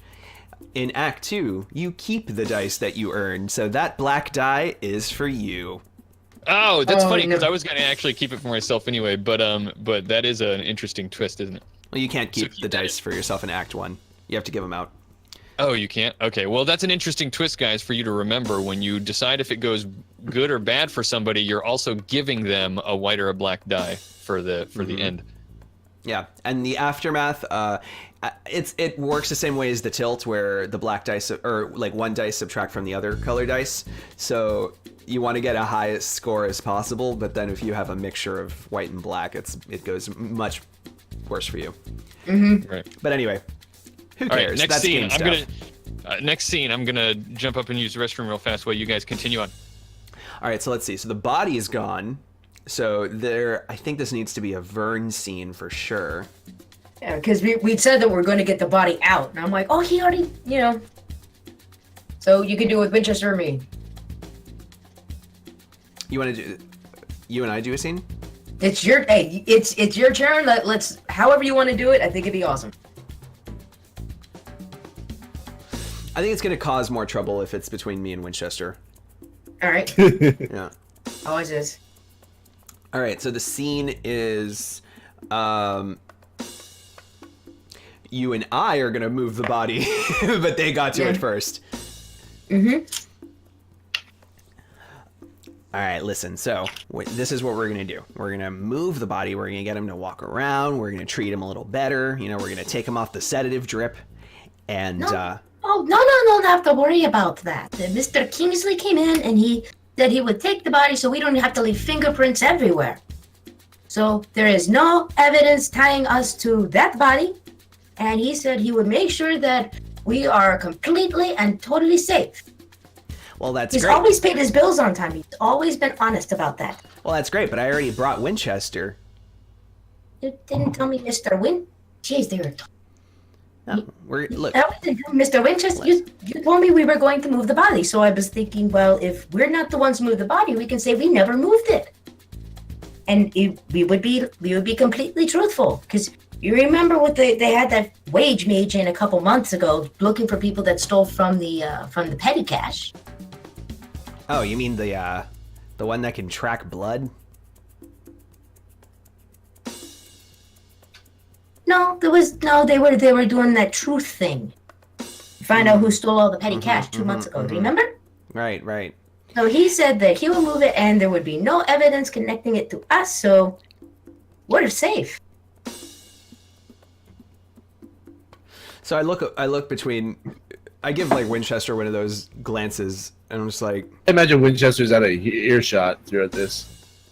yeah. Probably leaning up against the wall beside the door that he doesn't realize has nobody behind it now. This same place Winchester's been the entire time. Yep. Just looks back at you, does this. He didn't hear what you said, but he's like... So I look inside. So wait, you already moved the body? No, I didn't. Mr. Kingsley did. Mr. Savage, the one that came in to pay his bill, and then he went very theatric, like my telenovelas, and he went very theatric, and then he said he'd move the body out so we wouldn't have to in case an inspection comes in, because there's, so then he would take it out, and then we could find him, and then we nursed the boy back to health, and everyone was good because we didn't move the body. They want it to go well for you, Oz, so Yeah. end it well. Winchester still hasn't heard any of this, so he's like, So what you're saying is... Okay. Good work, Flora. Very good that way, work. neither of us are going to be in trouble. We get the jobs. Lone Star keeps their I love stinky it. noses. I Oh, love it. yeah. God, you're so... You're such a good boy. She And she you're she so gives smart. him a kiss. Aw. She gives him a kiss on the cheek and pats him on the head. He's like, "Your mama is probably so proud of you." Aw. And I turn over to... I go back to Winchester, and I say... So, change of plans. am I gonna break her legs again? Well, actually, no. Instead... You could always Kings- suggest breaking Kingsley's legs. How would you like to be a hero, I am a hero. but a public hero for saving the son, the CEO of the son of CEO Damian Knight? I just stole the son of CEO Damian Knight. Well, guess who stole him back? Kingsley. Kingsley! You could, yeah. Kingsley! We could run a rescue mission on him. Say, we got some intel, found out that it just, we found some phone files or some records, public utility records on this guy, and he was casing him out. And Actually, Vern, you probably at this point noticed that there is a trail of blood leading from the cart out and out the front door. We probably both looked down at him. Yeah. This scene should be over now. yeah, all right. So point is that yes, I've set a way out for all of us to basically sick you on Kingsley, who has stolen the body, and then make us all heroes. Yep. This is so dumb.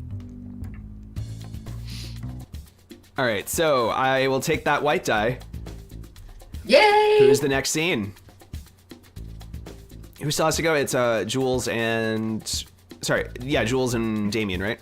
I feel that I will only complicate and mess this scene up at this point, we might want to delay that. All right, Or so maybe not. We are all feeling very safe. I'll go up next then, I guess. Yeah. All right. Do you know what you want to do? You or Damien, Or do you want to resolve a scene and see Well, what chat comes up with? Yeah, actually, let's resolve the scene. I think we've hit a kind of this is like right before, in Shawshank, right before they discover, there's the tunnel, and everyone's like, because I think we've hit that dramatic tension point. I agree, yeah. This is going to determine where the rest of the story goes. So, chat, feel free to tell us what should be our next scene. It could be either centered on Winchester or centered on Flora. I'm trying to, I know where I'm gonna go. Oh, you know what you want to do? Yeah. If you know what you want to do, then I say we do that scene. Just mess things up, whatever, right? Alright. So, realizing what's going on, realizing that since this has begun, these two little dipshits keep screwing around with the deal. They're stabbing me in the back now. Me, the backstabber. That doesn't feel very good. So I'm gonna call up Kingsley Savage. All right. Phone rings. He says, "Savage Enterprises." This is Winchester. Yeah. I thought I blocked your number on my phone. You don't know how to block people on the phone. Apparently, I don't. I've been thinking, and the jazz always helps me think. God, nothing ever goes well once you start thinking. I know. And I want to bury the hatchet. I want to also in your head. No, not in my head. When that's not where this you is going. went to the no. When you went to the washroom and I ate all the nachos before you came back and then dived on the bill. I'm sorry. Well, I think it's really important that you guys decide if it goes good or bad for Winchester right now. You know what? We need to join forces.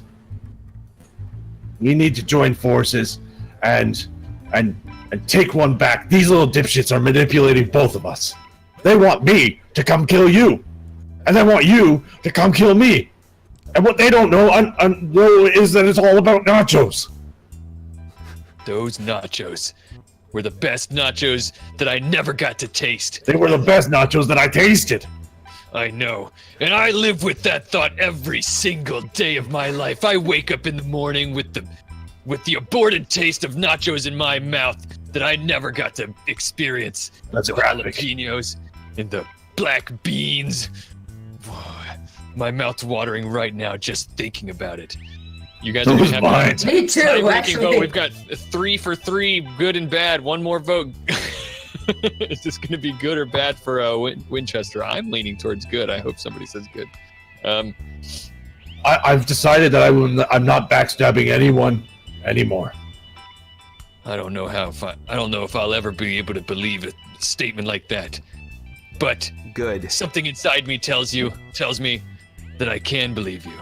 Maybe it's because I've never made a good decision in my life and I'm not going to start now. I'm sure this won't end up in a bloody mess at all.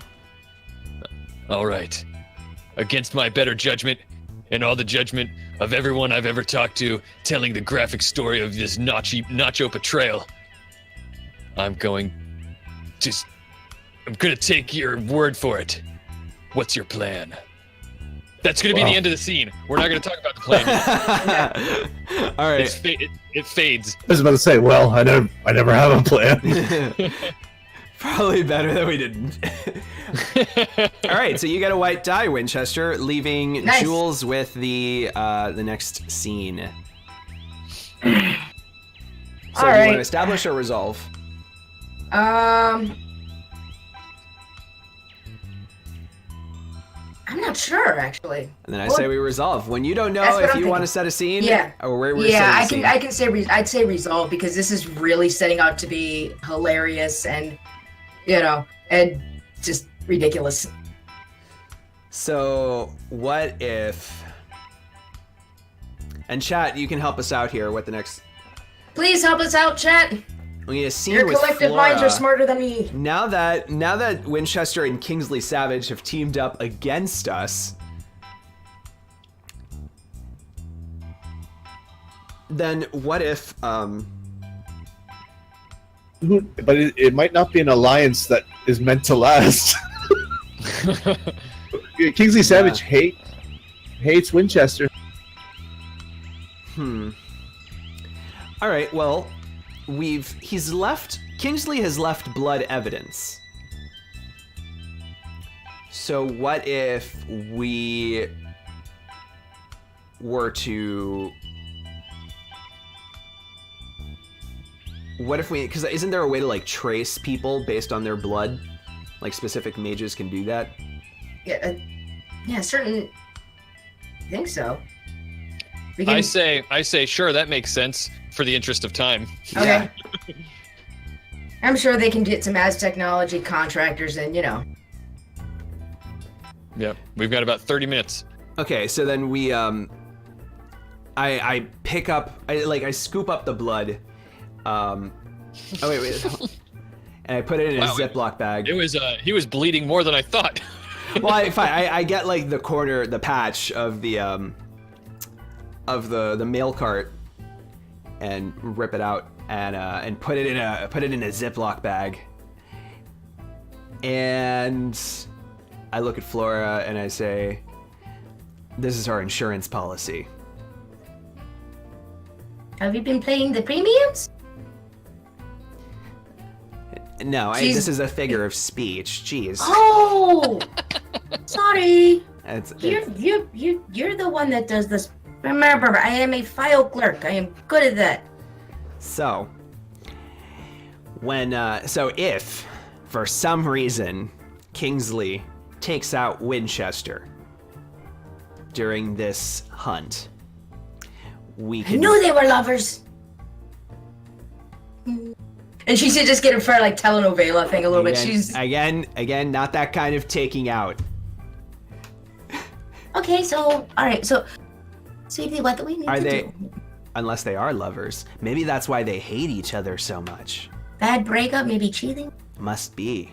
Wouldn't be surprised. Very passionate people, both of them. Yes. Well, point is, Kingsley is the only one that can undo our plans here. So, and rat us out. So if anything, we have an insurance policy to... Oh, he won't do that. Bureaucracy is scarier. You have never seen what red tape can do to a man? Oh. I've seen what red tape can do to a man. That's what we got here in the first place.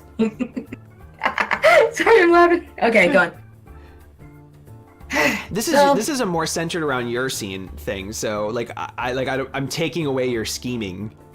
So the best thing I think is if those two are lovers, we get them back together. They rescue. We can just be the anonymous tip and maybe get the reward. And those two can work together. They become big heroes of the city, and they get really important. And and if they say anything naughty about us, since their faces will be known, maybe we can. That's why we have your insulation policy, right? Gosh, Flora, you're so nice. You're always thinking of the best possible thing, the best way to get people to come together instead of break apart. Well, honey versus vinegar, and I broke my wooden ruler years ago.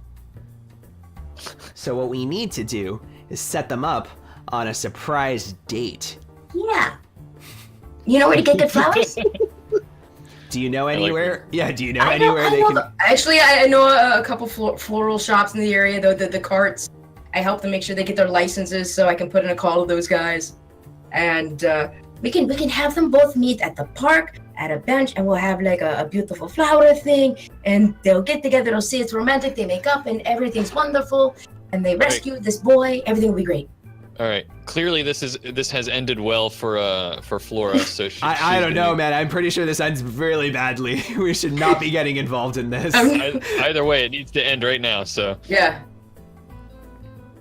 We need to decide, does this end well for Flora or not? We have one white die left, meaning that everything from here on out is going to be... lousy. It's going to be death. that's why I say you go ahead and give out that last white die so that the rest of this can be catastrophe. Bad. You set them up for a date and you put a plate of nachos between them. Oh! Oh, actually, wait, lies. We don't need to vote because we resolved this scene, didn't we? Mm-hmm. Yeah, that's why we set the scene. That's so why actually, I was saying you pick. that we. Yeah. Jules, you pick the die. Oh, what? That I get? Yeah. Does this? You want a white or a black? I want a white die. Oh fuck. I want the white. I want to see how horrible everyone else gets. All right. Because this needs to end in an orgy of wanton destruction. Hence all the black dies next. And I like that that you have a stupid plan that's going to somehow be executed to perfection is what it Oh sounds god, I forgot that's what I put. Awesome. Okay, I didn't intentionally. She's just, she believes that telenovela stories are real and all that stuff. Excellent. All right. We have 4 scenes left. Do we get to start over? And as a reminder, the last scene is a wild die, so it could be a good or a bad scene. All right. So, where do we begin? This I have no idea. Okay. I think that it needs to start with somehow somebody setting up one of you guys, one of either Vern or Flora, trying to go ahead and start executing their plan. That's true. We need to set up the date. All right. So we need to draw them to the park. And we need to have the table set up ready to go. Yep. So I got my idea is it's like I can. Ooh. All right. I mind if I go first? Yes. I am going to get in touch. Yeah. Well, I am going in touch with Kingsley and let her know it's like I have found a place for you to put the body where it would be extremely advantageous and you will come out looking like a hero. and there's a park across the street, and it's like, oh, if they find it there, it's just like, well, it's in the park, that means dumped it. And I wear the picnic table where we're gonna be setting up the date. I'm using bunny rabbit ears, but it's like, if you come up, put it there, it like, no one else is gonna, it's the park. People find weird stuff there all the time. The three-headed dog a couple years ago, so finding a body, you could be out for your morning jog, because joggers are always the ones that find the dead body. This one isn't quite as dead, so you can even be a hero. Your name will be far away. You'll get money for rewards for rescuing them and be seen like very smart and investigative. You can going out for your morning jog. This has to end badly for me somehow. Are you? I thought Jules. This is Jules' scene. Oh yeah, this has to end badly for Jules somehow. It's raining. Actually, you could do it, and it starts raining, so that's where you don't go. So Kingsley says, so you want me to bring the body to the park, huh?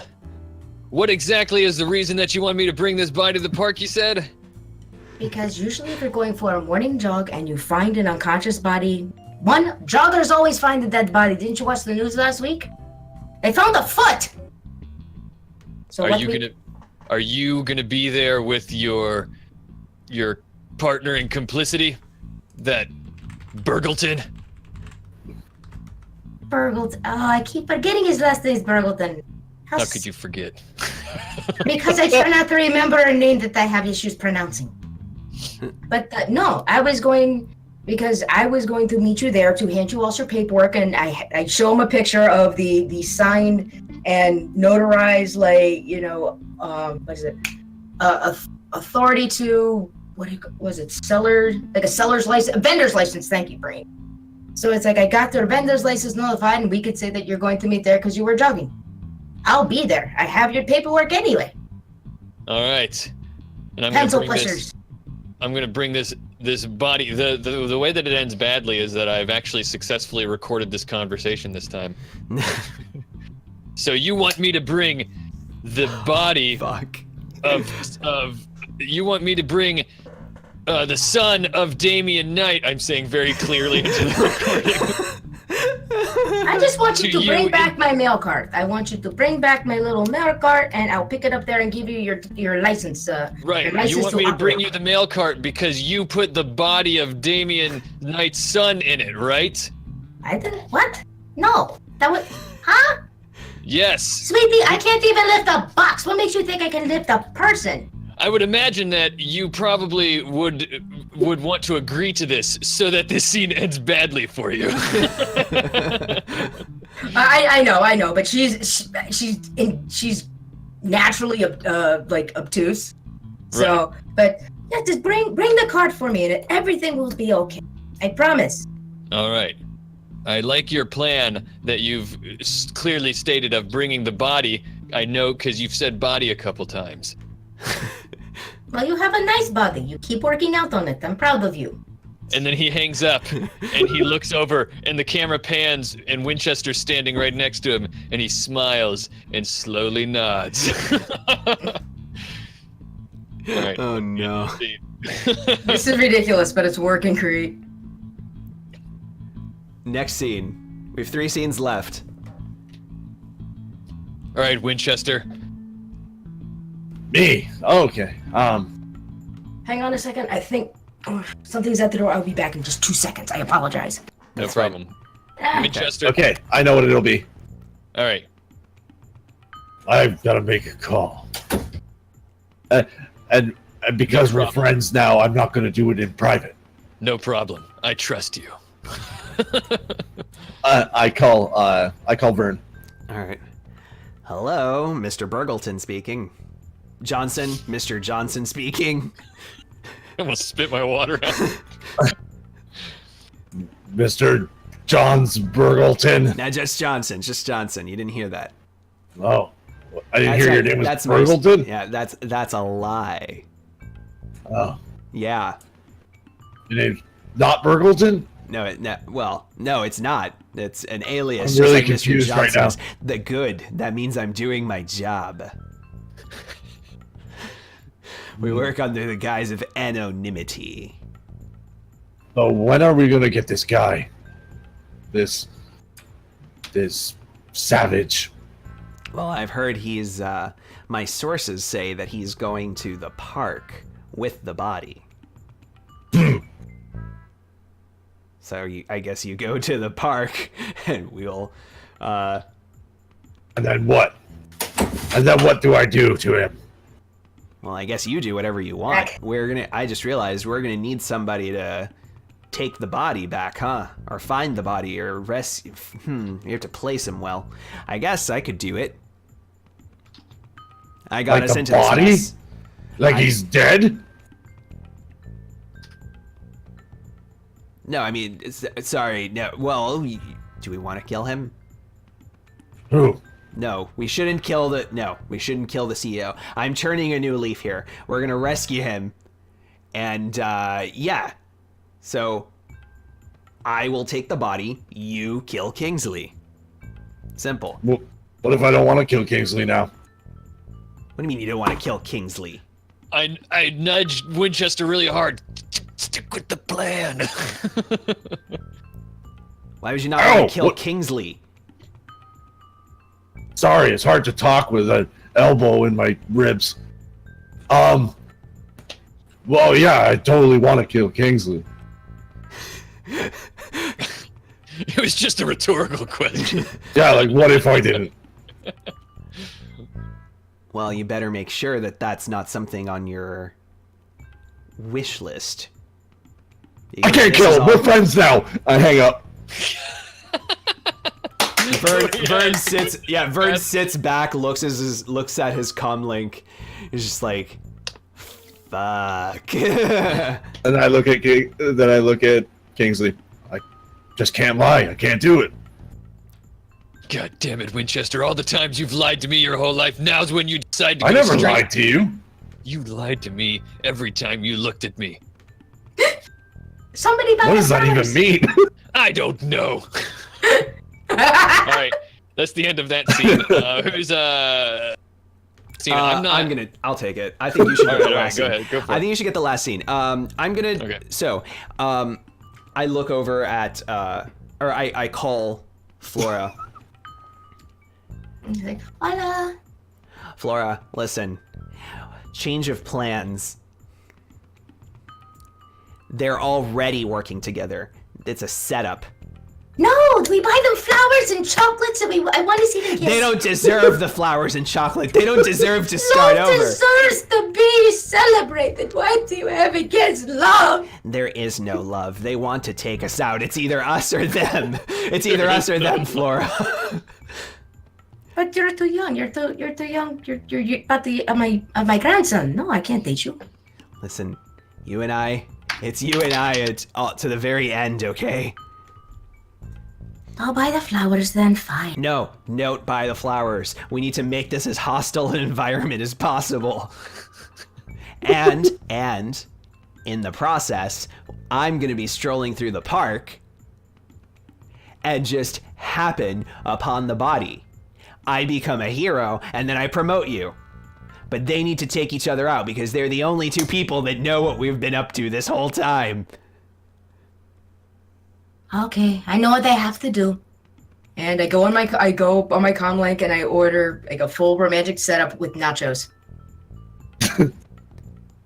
All right. And then Nachos, flowers. So she's still going through with champagne, the whole 9 yards. Oh yeah. I hope this is not messing anything up, guys. But it's just, she's an old lady. No, you know what? I think perfect. the fact that you are still going along with the plan, despite the fact that he explicitly told you not to, and he's That's about how it to. ends badly for him. That's how it ends badly for me. And I'm on. Vern throws on his hat over his bald spot and runs out with a coat. You forgot your coat. to- I don't want you getting cold. Coat. Make sure you eat. Running to the park. Yep. So Laura makes an order. It's a big. It's it's those goofy kind of like park dates. Yeah. All right. So. Last scene, and it's a wild die, so this could go well or badly. Do you want to establish the scene and then let the people choose whether it goes badly or well for you? Yes, that's my favorite way to do it. So I want to establish the scene. Yes. So that you guys chat. You guys get to find out if this last scene goes badly or well, goes good or bad for Kingsley Savage.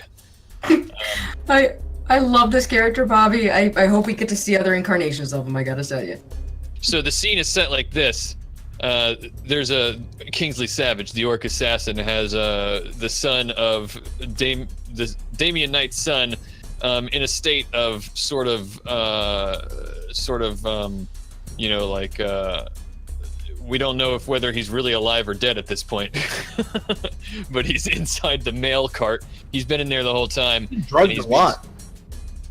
He's being pushed through, and it's like a slow motion scene. Slowly, he's pushing the cart through the park, and Winchester's walking behind him, and they have this furrowed brow scowl on their faces. They're slowly looking back and forth, looking for Vern and Flora, and then he walks over to the designated spot in the park, and then stops. And then surveys the scene. Winchester, I don't see them. I told you they're sneaky. They said that there was going to be a spot over here, a table somewhere. That's probably where the cops are gonna be. I don't trust them either. And then I guess there's supposed to be a table set up. Yeah, they're set up. There's flowers. There's, you know. Yeah, slow motion of the vase with the flower being put down on the table. And the candle, and there's a candle in there when it was one of those glass thingies, like hurricane things. Right. Ooh, candles. I like candles. And slow motion of Vern in the bushes, like crawling military style, except he doesn't know how to do it, so he just looks really awkward. Like a baby, kind of like the and who's your daddy? You know, like the nyet, nyet, nyet, nyet, nyet. So we spot Flora setting up the table, and me and Winchester look at each other, we nod knowingly, and then we slowly start to walk over to the table as she's setting it up, and then we get there, and I lean on the table and I say, Flora, we're here. They're scented candles. They smell nice. Thank you. I didn't know if you guys would like lilacs or gardenias, but I think lilacs usually work much better. Yeah. It's like, please, I got your food. This is so wonderful. Why did you get food? Wouldn't you anyone be hungry? I guess I am a little bit hungry. And then that's when it catches his eye. A plate of nachos. The most delicious nachos you've ever seen. That's when it catches Winchester's eye as well. They say it's going to go well. I think so far one person has said go well. Yeah. Does this end well or badly? Yeah. I know I want it to end badly. He sees the nachos, and then a rush of emotion flows through him. Remembers all of the. He doesn't know whether he doesn't know whether to trust or be wary of Winchester in this moment. But what he does remember is the time that Winchester betrayed him and stole his nachos. He remembers his need to get even.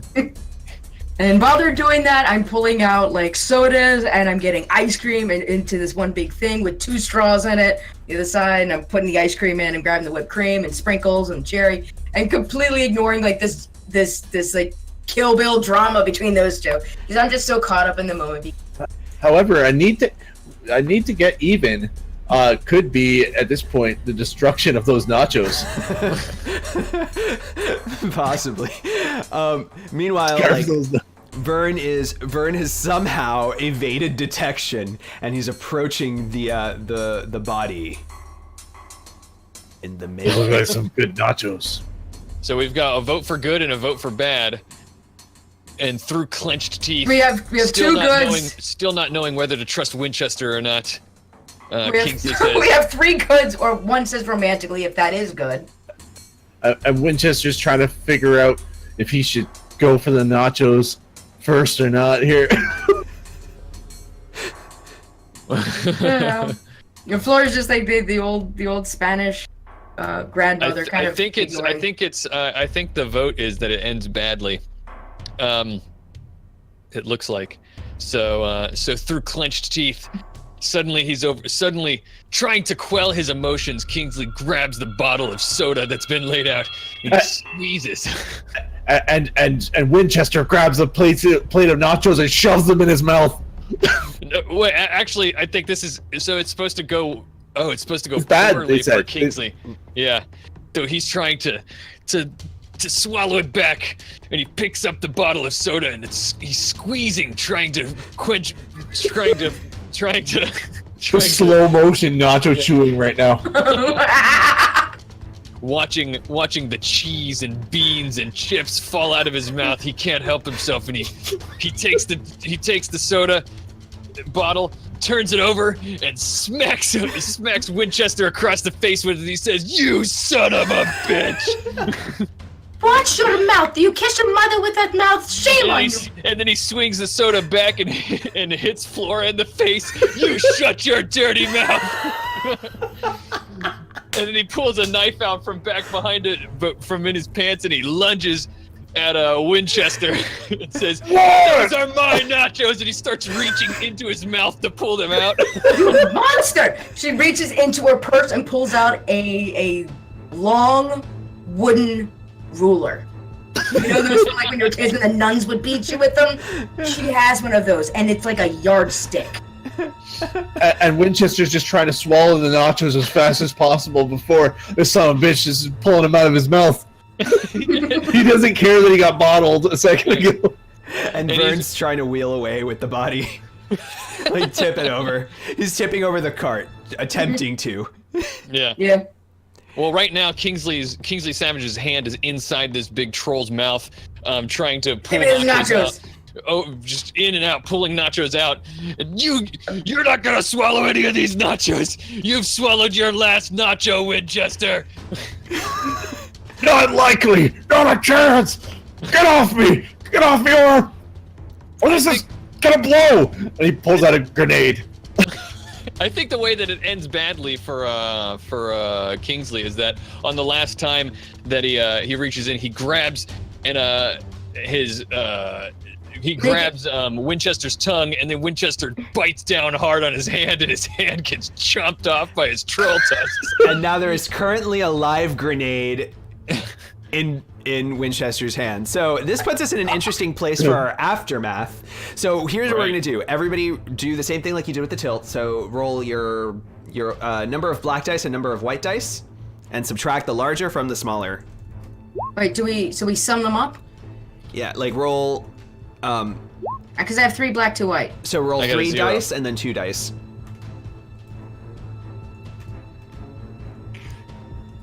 I've got 7 and 3. I've got a 4.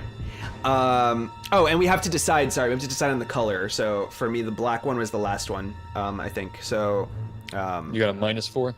No. Sorry, I should have said that. We'll do it based on your column. Sorry. So I was white first, then black, which makes it black 4 on my end. So check out the aftermath table. All right. I'm going to do black first and then white. Yes, Okay. same here. So 6 black, 3 white. All right. So that leaves you with black 3. I have black 1. Black 1. I'm gonna say, yeah, black 1. Oh no. We're gonna die. Okay, and then what did Bobby get? Mine broke even. 0, which is the absolute worst. Okay. Well then,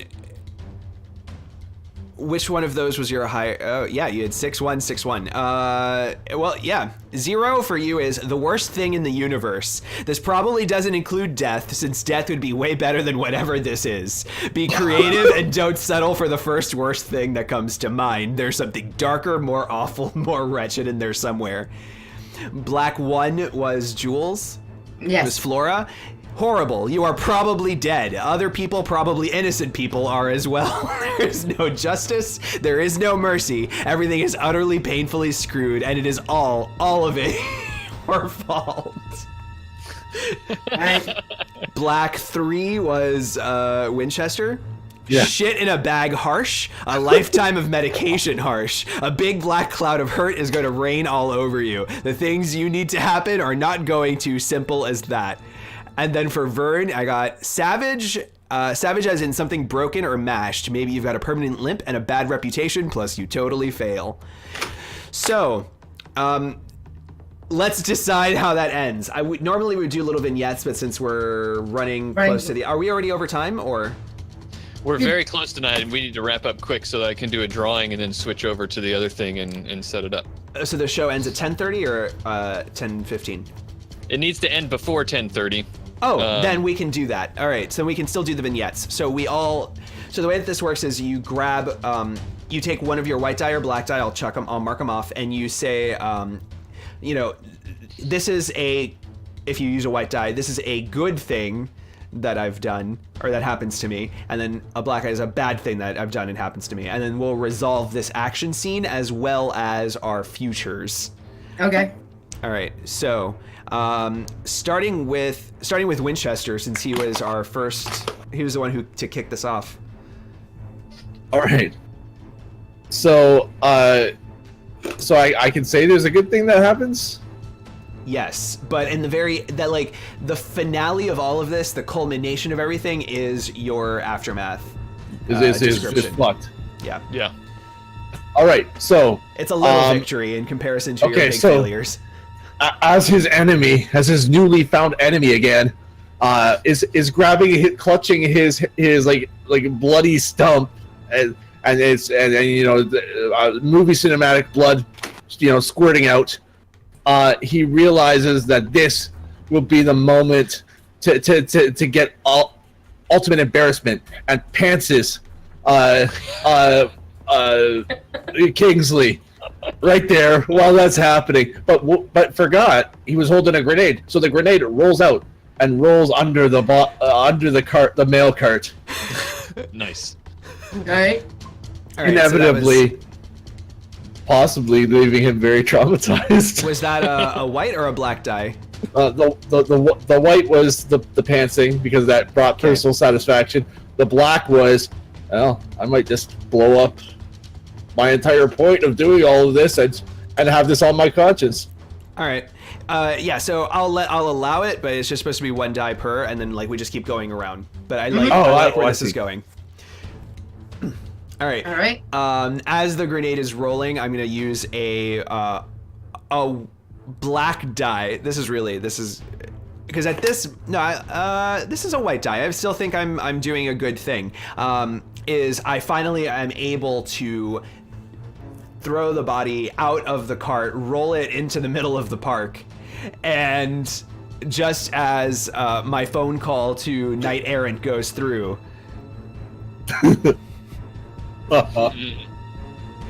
And I start making my way out with the body. I'm dragging him through the park while all of this is happening. All right, Jules. All right. Well, he dropped the grenade. He's picked out a ruler, and she starts you go pick up your trash right now. She goes and she picks it up, the grenade, and shoves it back using a black die, because she's not really paying attention to what the object was. It's you're throwing, saying, how dare you? It's this is littering. Your mother brings you better than this. And she starts smacking on him with it and takes the grenade and is just palming it and shoving it. You pick up your trash. I don't care what's going on. You're gonna be, and just into Winchester's chest. And she's pushing it in there. She's gonna be caught in the blast. She knows. Yeah. I know this, but she's just angry. She's angry Spanish grandmother right now. Cursing at him in 3 different languages. You're you use the naughty words, how dare you? Your mother would be so disappointed in you. All right, Bobby. So I'm gonna use I'll use one of my white die, I guess, to say that he's clutching his bloody stump, but he sees the grenade fall on the ground and begin to roll, and he and Kingsley dives out of the way. The grenade is now. It's in your mouth. It's in my mouth. Jules is literally Flora was shoving it in your mouth. Oh, okay. But Right? you were Did I heard that swearing right? and you hit me, and how dare you? Oh, right. Okay. So so I take the grenade and then turn around and spit it back at a Winchester onto his at his feet, and then start to run away as fast as I can. She's still mad in the world. Alright, next. Well, Damien spent. I spent 2, so. You spent 2. So you know what? I'm just gonna spend the black die right now. The grenade goes off, maiming Vern and the son of Damien Knight. And did I spit the grenade in the wrong direction? well, no. I guess this also goes at. Yeah. Yeah. The point is, there's a blast. We're all injured, Sure. including the body of the CEO, Jules. CEO's son. Alright. I see what 2 black, 2 white left, if I think. Mm-hmm. Alright. I'm gonna use a black die because as she's wailing on her and the explosion, it broke her ruler, and she looks at it, and then she just looks at everything, and she just ignores it and just starts crying and bewailing her thing, ignoring everything else that might save her life. She's just full of pity because it's just like, now you burned my clothes and you ruined all the food that I made. How dare you treat an old woman like that? And she's just ignoring, and just standard guilt trip. And just not paying attention to, not making a scene, getting out of there. She's just overwhelmed with such, poor pity me emotions. She's just, mildly incoherent, probably sounding psychotic a little. All right, I'm gonna speed this up because we got just like 5 minutes left, probably. Oh, correct. Yeah. Sorry. So Kingsley, the grenade goes off. It takes so he's missing one hand already. The grenade goes off a little too close and takes off the other hand, which had the knife in it, and then the knife falls. So he loses that hand. The knife falls and lands point down into his left foot, causing him to fall down on the ground, and with no hands and a knife in his foot. Ow. All right, back to Winchester. All right, so Winchester, this is going to be the worst black dice because Winchester, the blast went off, and the last thing that he was looking at was Kingsley, and when the blast clears, the sharp pain fades. He finds that the shrapnel had blew out both of his eyes, and the last thing that he ever saw with his actual eyes was damn Kingsley's face, and then even worse, he didn't get to see the embarrassment that just happened to him. So now he's blind, and he didn't get to witness his enemies' further humiliation. Oh. All right, back to me.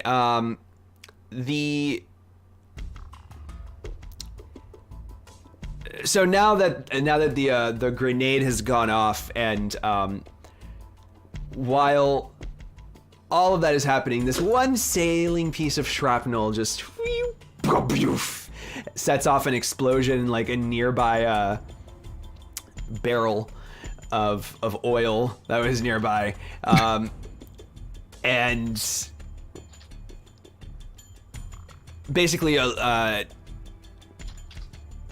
I guess at this point, Vern is going to watch the whole scene unfold, watch Flora crying in the midst of all of this flaming park, and be like, what have I done?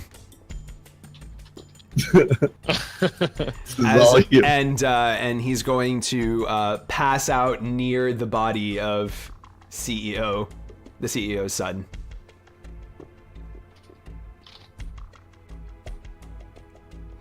Jules. You're mute. Sorry, I meant to hit a different button with that one. Yeah. Okay, so now the grenade has gone off. Her clothes are in. She's angry. And then she looks at Winchester, who has been he's the one that dropped the grenade, and she's looking at it. She's like, and I'm using a white die for this one. Like, you terrible boy! And she grabs him, even though his eyes are blown out, and she has that old grandmother grabs him by the scruff of the neck, over her knee, and starts spanking him right in the middle of the park. How dare you do this to an adult woman? Where's your sense of respect? And just yelling, it's just like, and she with a broken part of her ruler is just like, you should have been taught manners. This is not how you treat people that you love. Smack, smack, smack. On his tushy. On the tushy tush. He's yelling, not knowing what's going on, and he's apparently being manhandled. Spanked and manhandled by a Spanish lady. All right, so with his foot stabbed and no hands, he's trying to roll over and take cover from the wailing and beating and all this kind of stuff, and he rolls over quickly and hits the leg of the table that everything was on, and the table leg collapses and falls on top of him and pins him to the ground, and he can't move. Because he has no hands with which to lift the table. Oh, ow. So that's my last black die. Ooh, I'm sorry. That's painful. Okay. Oh, ow. No, I've had a picnic table follow me when I was a kid. Ow. Yeesh. All right, Winchester, you have a white die, but you have to end this with your aftermath of what was your aftermath? Harsh. And make it quick. All right. I have a giveaway to do. So Winchester struggles away from the beating that he's taking currently. His hand lands into something that was squishy but a little bit crunchy, and realizes it was the nachos, what's left of them. Gets to shove one last handful of nachos in his mouth as he crawls over top of the picnic table, hearing Kingsley screaming from underneath it. As the weight of the troll is on top of the picnic table, and he's crawling to try to get to safety as the sound of sirens of knights errant show up. I will spend my white die to say that Vern was pulled out of the scene, separated from the body of the son of Damian Knight, and though there are rumors that Vern was probably involved, they could never prove it. But however, those rumors have swirled to his very future, and he remains where he is, a civil servant in City Hall. Jules. All right. It's like, okay, as Winchester is kind of crawling away, and she's like, you don't run away from me when I'm beating you! Get back here! How dare you! And she goes after him, and she starts wailing on him again.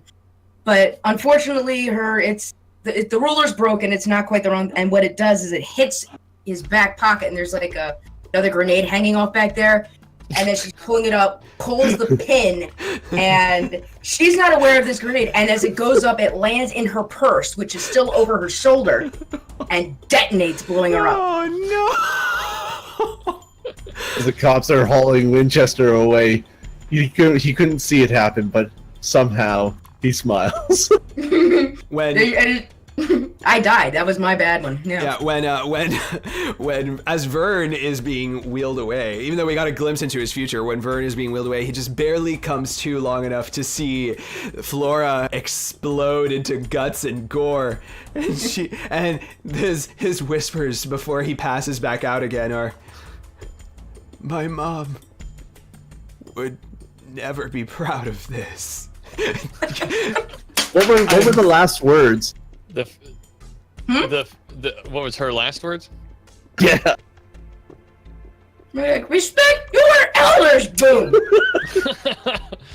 And the last thing that happens with the white die for Kingsley Savage is that as Winchester was walking by with that last mouthful of nachos, still fueled by rage, Kingsley lifted up his bloody stump and reached up and punched the troll in the stomach again.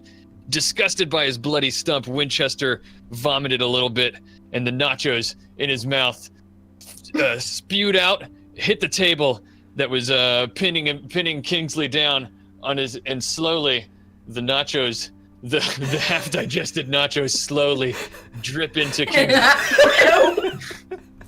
And he gets one final taste. Finally, the taste he's always wanted of those nachos. Just all he wanted. Passes out from blood loss. And last but not least, a white die for Flora.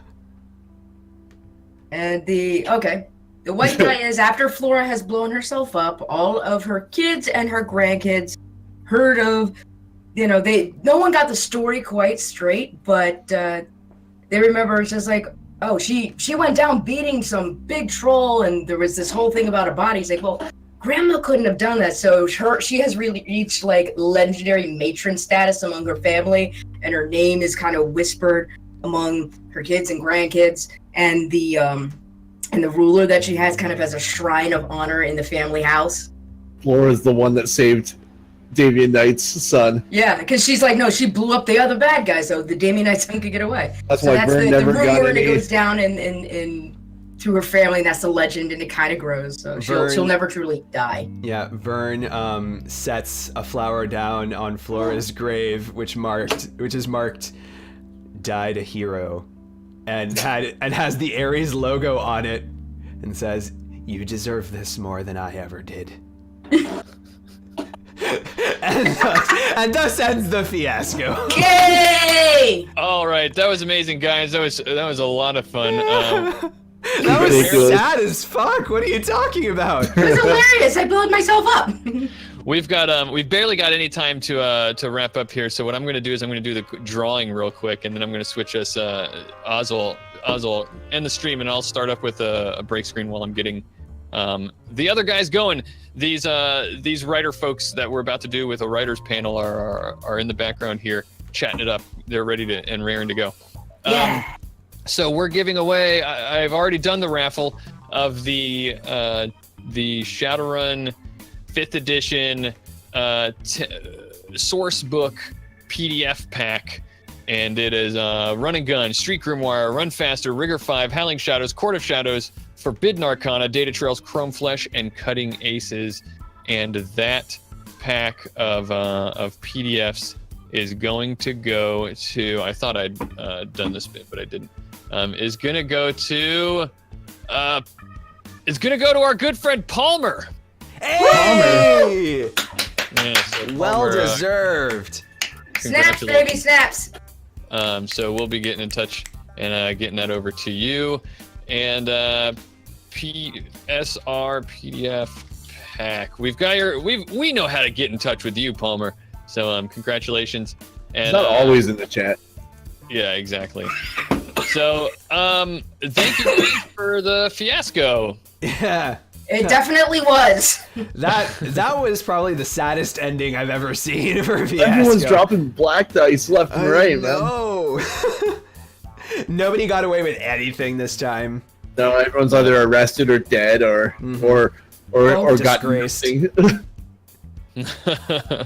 All right, well, like I said, thank you guys for joining us, and we will head over in just a few minutes, maybe about 10 or so minutes, so hang tight, and we will have some fine Shadowrun freelance authors here to talk to you guys about Shadowrun and lore, and stick around and ask questions if you're interested in that stuff. Also, they're going to be talking about writing. I'm going to ask them some questions about that and try to moderate this, but I'm mostly going to put it in their hands to talk about things. But we got people like Rusty Zimmerman, Opti, Bull, who we talked to, just a couple more people. So we'll do that, and we'll be back in just a moment. So do we have time to do a final like a plug of all of our stuff or anything like that? Or? If you can't, I'm gonna have to leave the call so that I can set this up. Sure. But if you want to do it without me. No, you know what? No, that's fine. We everybody knows us. Look at all of our stuff. If you Yeah, want to there know are more, names. we'll put links in the chat, in the Twitch chat. Let's do that. All right. Yeah, that's a really, really good idea. All right. Cool. Thank you to Fiasco, Bully Pulpit Games for the fun times with Fiasco. Those are the people that made this RPG. Sorry, I just made sure I plug them before we Yeah, sign no off. problem. And all of the music you heard tonight was in Compotech. Or to this morning. Shit, I still think it's like running. Anyway, last plug I want to do though is Paranoia. I am GMing that at 1 o'clock. Come. Listen Yes, to Frank definitely. Computer. Frank Computer. Frank Computer knows is your what's friend. Okay, I'm done. Yep. All right. best. Bye, all. Later, chummers.